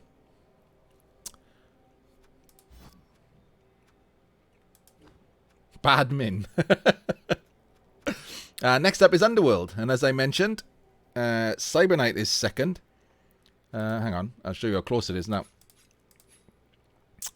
Yakastay is top. My clanmate Yakastay. And there's Cyber Knight. Sandwiching Garyon. So obviously only 1 win separating them. But as mentioned, Cyber Knight is top Brets, which is what he'd be looking to play. So unless Diom Lord goes nuts and plays overnight, then Yakastay isn't going to be threatened by Cyber Knight playing Underworld again. Especially as Cyber Knight's is 1230 and Yakastay's is 1550. And as you'll see, for an Underworld team, 1550 is quite scary. Yakastay slowly becoming the Underworld king.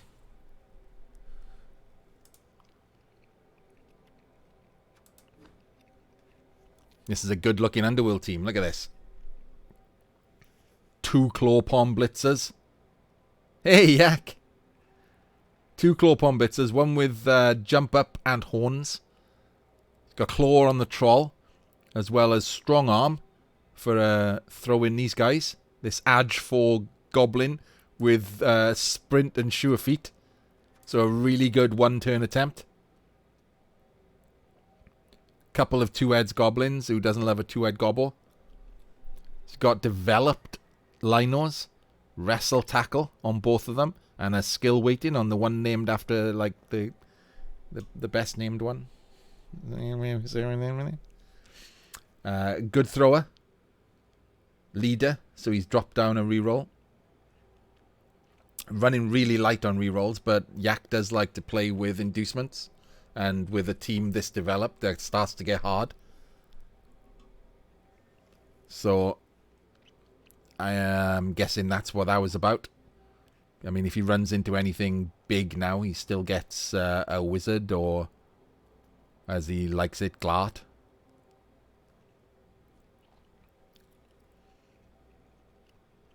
I'm plus agility. You haven't taken it yet. That'd be pretty nice. 2 heads on the and dodge on the Skaven thrower. It's always fun. So yeah, this is a really nice team, isn't it? Even got a even a dirty player goblin, which I actually like.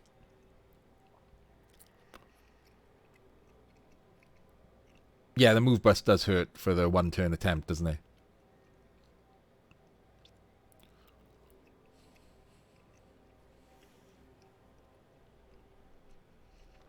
Yes. The thing is, Zug, I don't know if you remember, but Yakastay was top Underworld last season as well. And an internet issue ruined it. Hey, young gun. We went over your Skaven earlier, mate. And yeah, like I said, I think that I don't think anyone would complain too much if we called Yak the Underworld King.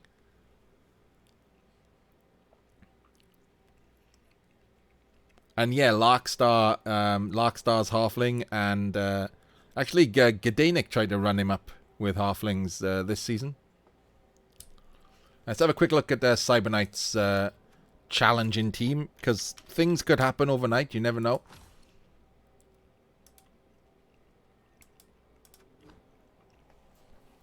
It's a worse team, isn't it? Does have the Claw, doesn't have Claw Palm, does have Claw Mighty Blow, doesn't even have Claw there. He's running 2 rerolls with Leader. These Skaven Linos are nice, but that's a bit of bloat, isn't it? That's why his team rating's that with this. And he's just got... Yeah, this team is just nowhere near as good as Yak's team.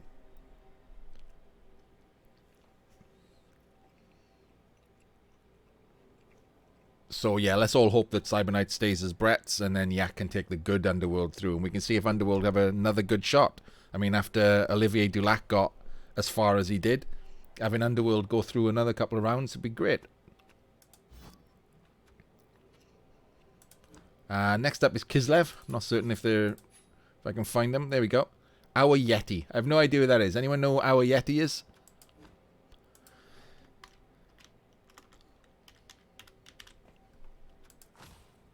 But he is currently top Kislev, ahead of Kazman. Pretty far ahead of Kazman as well, so I don't think Kaz is going to pass him. 1550 is a shit Kislev team. I don't even need to look at it. A good Kislev team doesn't even start happening until like 1800 or higher. So what have we got? Well, we've only got 10 players, and one of them's a bear with guard stand firm, which is taking up a lot of that TV. It does have block at least on everything. 1 killer and no guards. Yeah, this sucks. This is a crap team. I mean, it's Kislev, so it started as a crap team, and this has stayed as a crap team.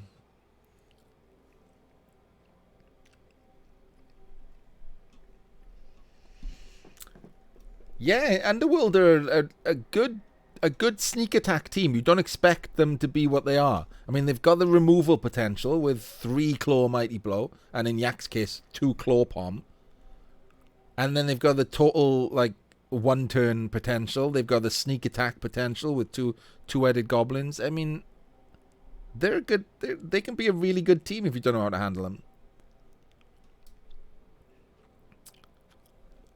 Yeah, I'm not going to look anymore at this. This is just sorry, our Yeti. if you watch this, whoever you are, that's a rubbish team. You've done really well with them. You obviously know how to play them, but that's a shit Kislev team, and Kislev is shit to start with. Right. Up next is Vamps. Now, top Vamps is Dionysian, but obviously, unless both Sven and Sam pass him, Dio's taking dwarves. So second Vamps is currently Rick Reckless, my other clanmate. Unless something has changed, actually. I should have a quick nose, because they are all playing. So let's find the Vamps.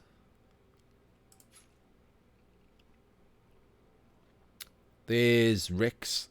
I must have passed Dio's, have I? There's Wubba-Lubba-Dub-Dub. Right, so there's Dio's. No Vamps. No Vamps. And yeah, so there's Rick Reckless. Yeah, the problem with Azug is that if they're playing right now, EAB takes some time to update. So I have to have a look on the thing. So currently, no Vamps on the next page. Yeah, pretty far down to Beditis, it seems. So unless Dio loses the top dwarves, if both Sam and Sven both pass him, and he doesn't play dwarves again to pass them back, then Rick is the going to be the vampires. So let's have a look at both of those. Let's have a look at actual top Vamps first. Only 1430. 3 Vamp build. Pretty basic. And when we'll see Ricks as well. I mean, this is the problem. You get some players like Caprion who, when they play Vamps, pretty much just embrace the bloat. 4-5 Vamp build. Pile on the skills. Play a lot of games. Like a lot of games. And then you get like Rick and obviously Dio, who start with like even 2 Vamps Rick has started with. 3 Vamp build. Keep it low. And use inducements. You know, Vamps with a wizard are a bit like Elves with a wizard. So, yeah, I have noticed that. But he is going to be... I mean, I want to say fingers crossed to show some bias. He is likely to be the Vamp. So let's have a look at his. And he is actually Rick Reckless now.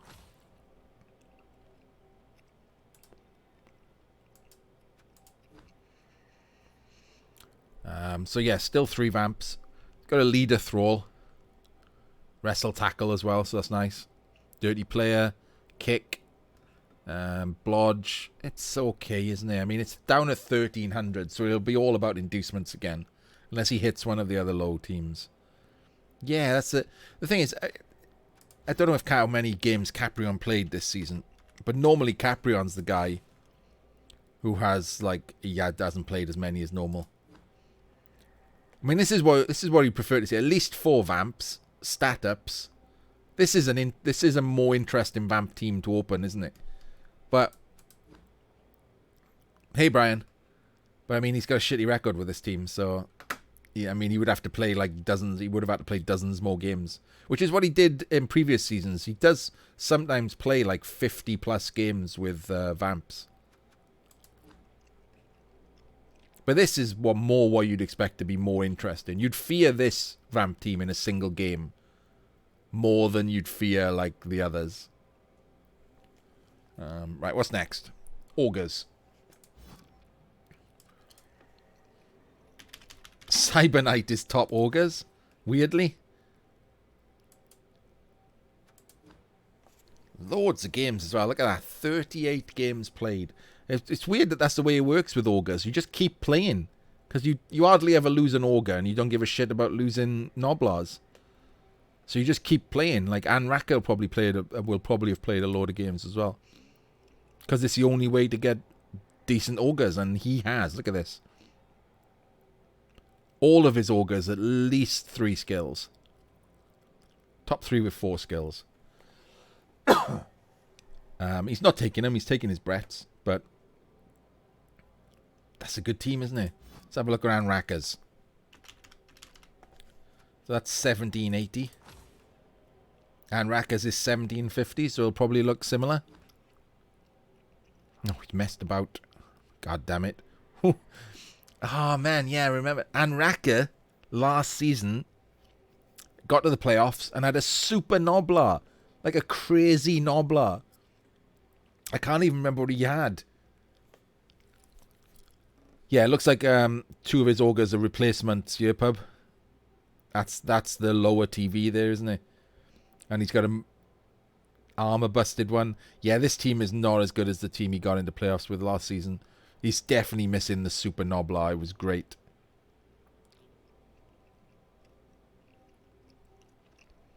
Yeah, he did, yeah. And then rolled a double anyway. And then took Juggernaut too.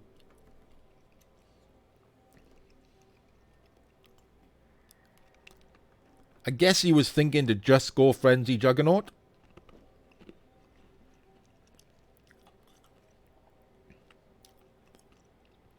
Well, I mean, he was building a Frenzy one. And you can't do it normally. So I guess he was building a Frenzy Juggernaut Augur. And with Break Tackle and Stand Firm, he's looking to be surfing. For the memes, maybe, I guess. But this is likely the Augur team that's going to show up in the playoffs.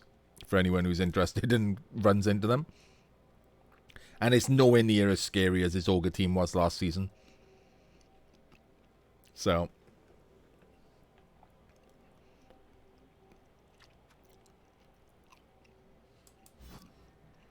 Who's left? Goblins.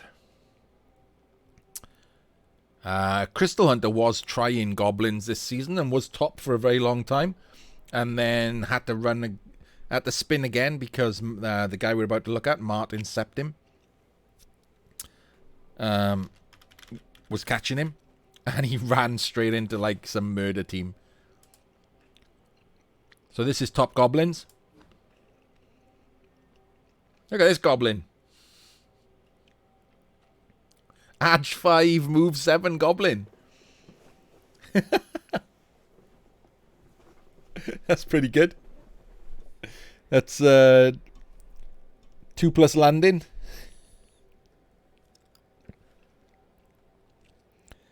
So this will be fun.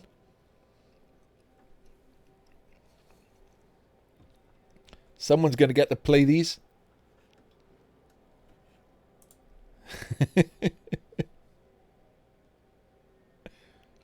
Fanatic and a loony. Yeah, he does have a Pogwa. No bomber. Don't know why people don't like the bomber. I like the bomber. You could buy a bomber, couldn't you? I guess because you get the star player one instead, because he's so much better. But this is the goblin team, and then last up is the halflings from Ungern named Halfling King is Larkstar.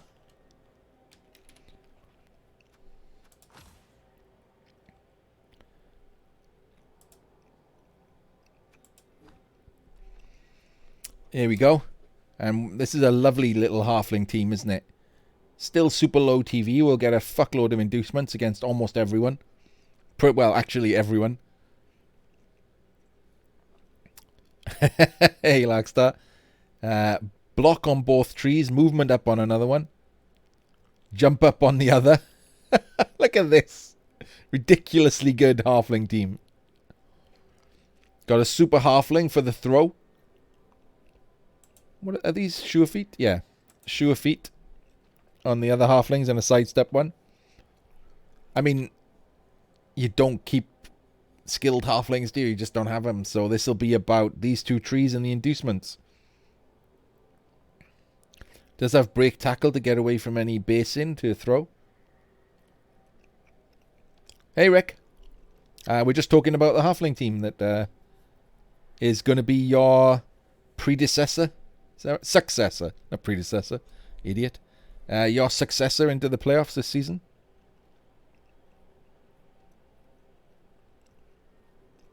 Yeah, 5-2-3-6 is an absolutely garbage stat line, isn't it? Yeah, honestly, I'd be really upset if the halflings draw the goblins in the first round fiction. I know that means one of them will get through to the second round, but get through the playoffs and then you just play the other stunty team. I'd much rather them both get a chance at getting through, because it would be great if they both get through. Yeah, this team looks great. For a halfling team, this is pretty good. And it's still low, so it's still going to get... I mean, it doesn't matter. You don't want to run into Chorfs or whatever, do you? But if he runs into, I don't know, Pro Elves or something. Actually, I guess Elves are bad against. What do you want to run into, Larkstar? Who's your dream draw in the first round of playoffs? What race would you prefer to run into? Because you are going to be the lowest TV of the entire playoffs. Unsurprisingly, halflings almost always are.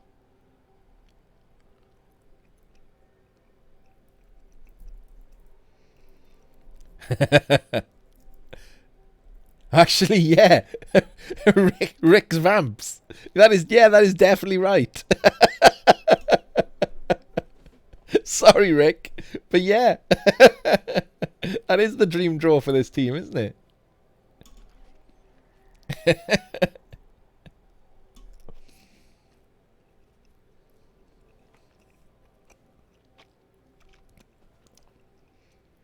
You've been to the semis with halflings, Larkstar? That's fantastic. Well done, mate. Rick is currently second Vamps, random boy. But top Vamps is Dio, who's also top Dwarves, currently. 12 hours for that to change, and it might.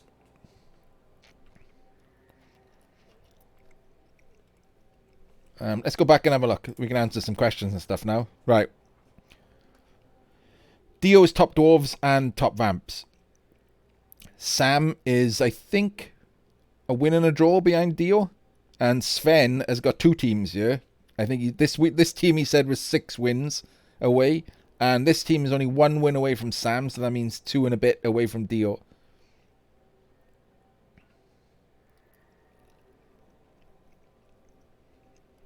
So Dio does play in the mornings UK time, so he'll be up tomorrow checking. So if Sven is 2 wins away from Dio, then Sam is 1 win away from Dio, because Sven is 1 win away from Sam. But Sven's been playing this team, Gary on. What? I don't understand it. Been playing his second dwarf team.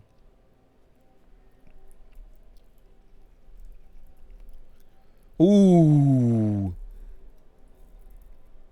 Right, you meant away from Sam, so he 0.001. So if he gets 1 win, he is going to be still in 4th place then. So he needs 2 wins to pass Sam. Is he really? That's crazy, man. So he has to play 2 games with this team and 6 with this team.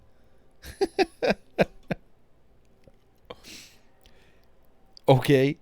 And the other things that could change are the Wood Elves here.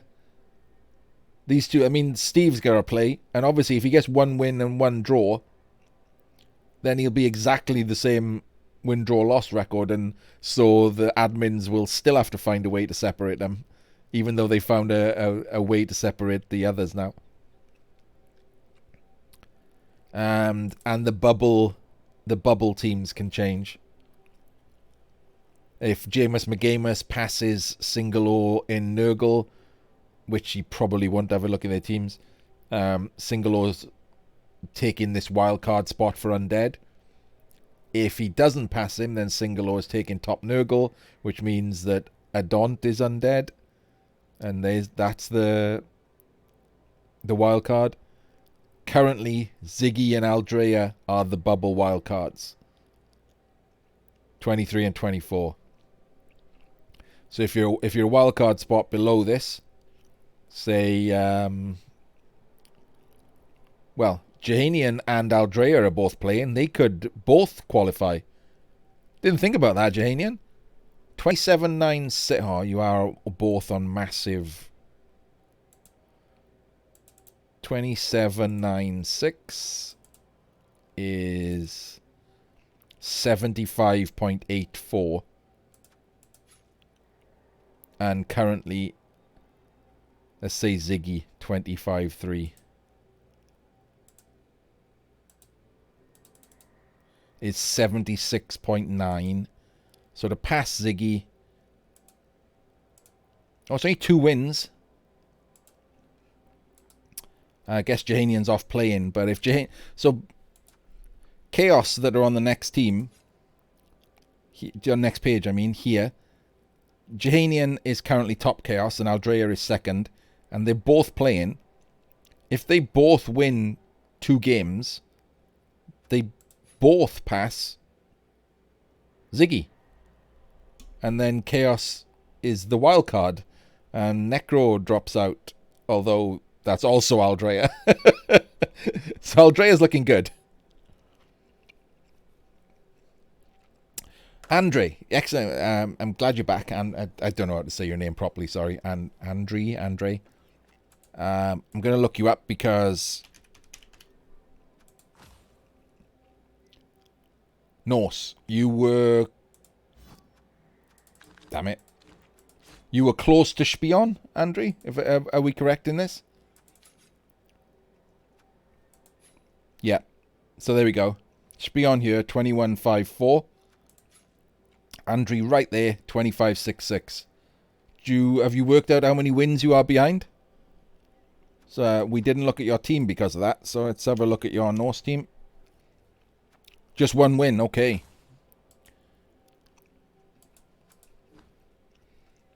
Ooh, there's your big problem, isn't it? Rookie Yeti. Although you... What's this? Holy shit. What's That's amazing.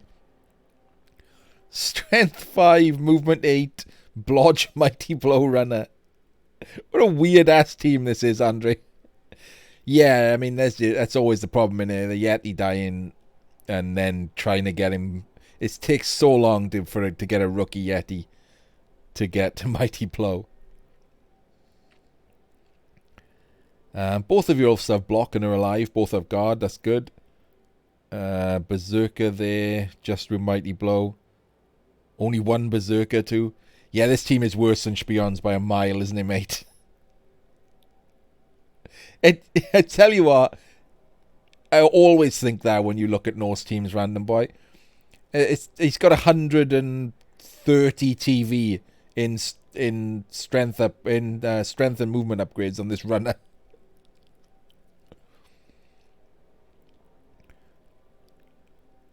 Yeah, this team is worse. I mean, good luck to you actually qualifying, but this team is worse than Spion's. If anyone wasn't here for Spion's. Oh yeah, of course, Yak can read this. What's Largo? Someone translate Largo for me? Obviously this is black and white. What's Largo? Yak or Andre? Lake. Black Lake and White Lake. I must be missing something there.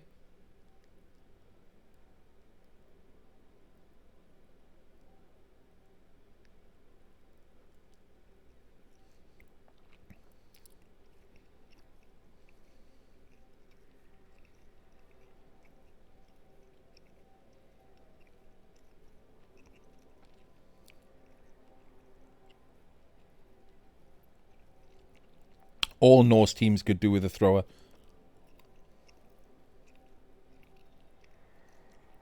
Is this something I won't get because I'm not Spanish? Is it like an in joke for Spanish people? While you're answering, I'm going to look up Spion's team to show you what a Norse team should look like. They are okay, fair enough. This is what this Norse team, by the way, is lower TV than you, Andre. Yeah, this is what the Norse team should look like, mate. This here is definitely what it should look like. Look how lovely this team is. Except for the fact that he's given his runner accurate, which I can only assume he was drunk or was in the middle of having a stroke. With no idea what this is about. It's super weird. Rolled a double on his runner and give him accurate.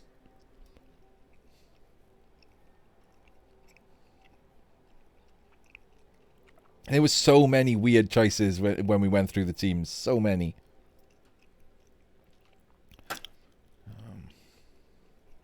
Right, so unless anyone wants me to go back and look at something in particular, I think that's going to be the end of the show.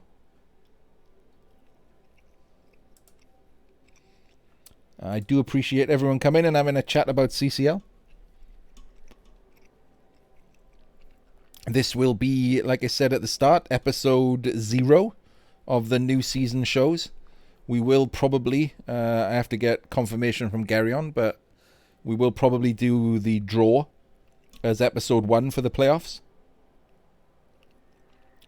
We did do your Vamps, Rick. There wasn't much to say about them. We went and had a look at Caprion's team, even though he's not remotely qualifying, just to have a look at what a good Vamp team looked like.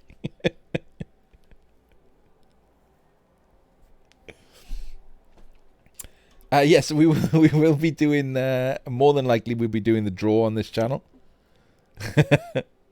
And when we do the draw, then we'll know the brackets and we can do a little predictions and we'll know which of these teams we talked about tonight actually made it through to the playoffs. Whether or not both Andre and Ziggy and Janian all made it through. We'll know whether Rick's made it through. We're kind of assuming Yak will make it through. Can't see Cyberknight play in his Underworld.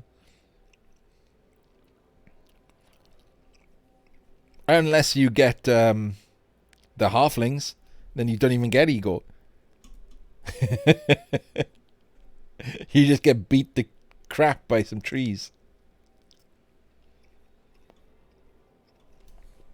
So yeah, if anyone hasn't followed me, please follow, and then you can come and give you 2 cents on the draw and the playoff predictions. I was going to hand you over to Stolen, but he hasn't come on. I don't know what's happening.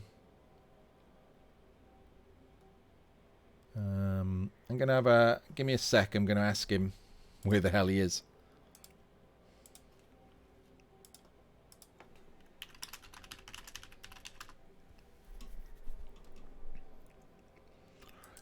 Yeah, if anyone hasn't seen... hang on. I guess... I tell you what, I'm going to do that.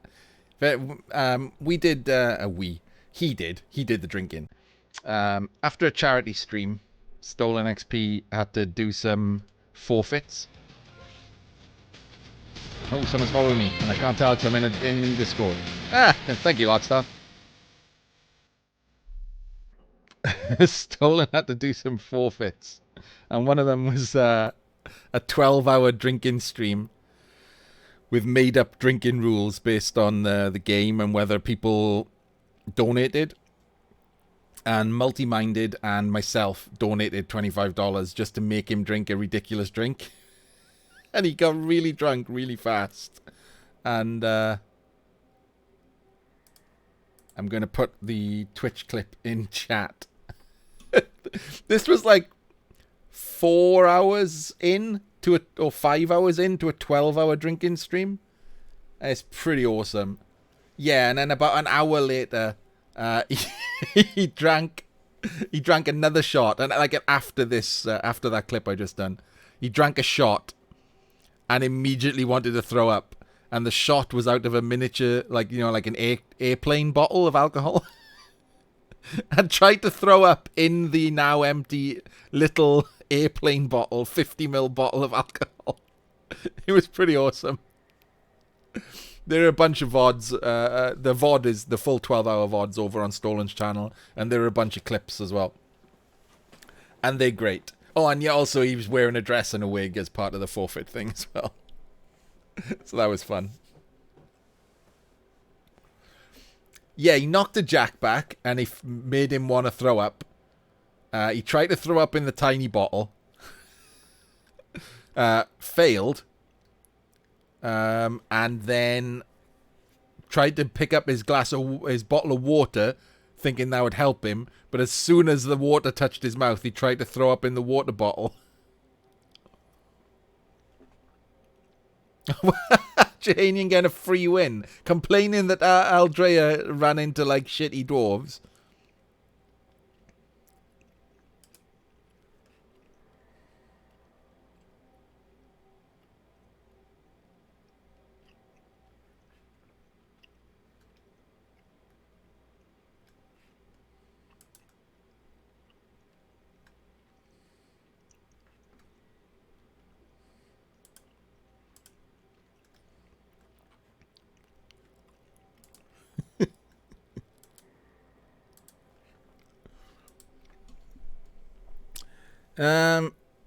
There's a few that we went through, Rick.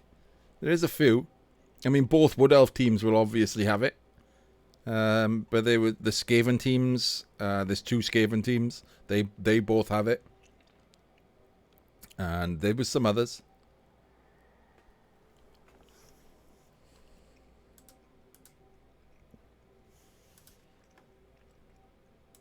Right, no answer from Stolen. So I guess we're just going to have to end it here.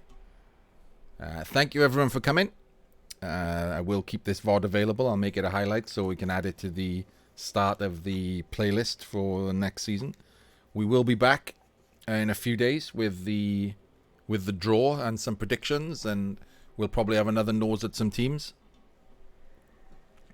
Yeah, if you did come in late and you were looking for your team, just check the VOD out. We did look through pretty much everyone's team. I don't think I missed anyone from my notes. Have a quick scan to make sure I didn't.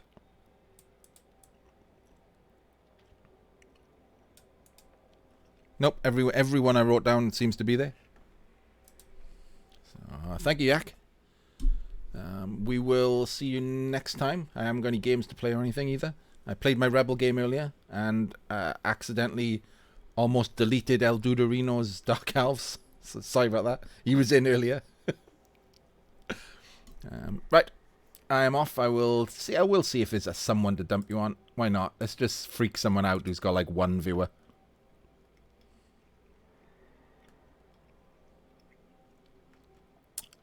Oh, Average Rice is playing.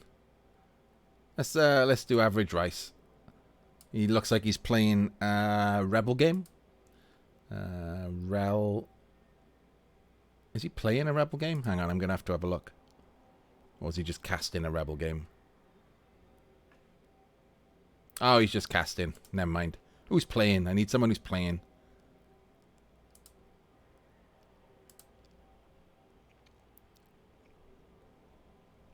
Actually, no. Duran is doing the same thing that I was. He's nosing at the PS4 ladder in the last day of their season. That seems like a nice bit of synergy. Everyone say hi to the console plebs. Tell them I sent you.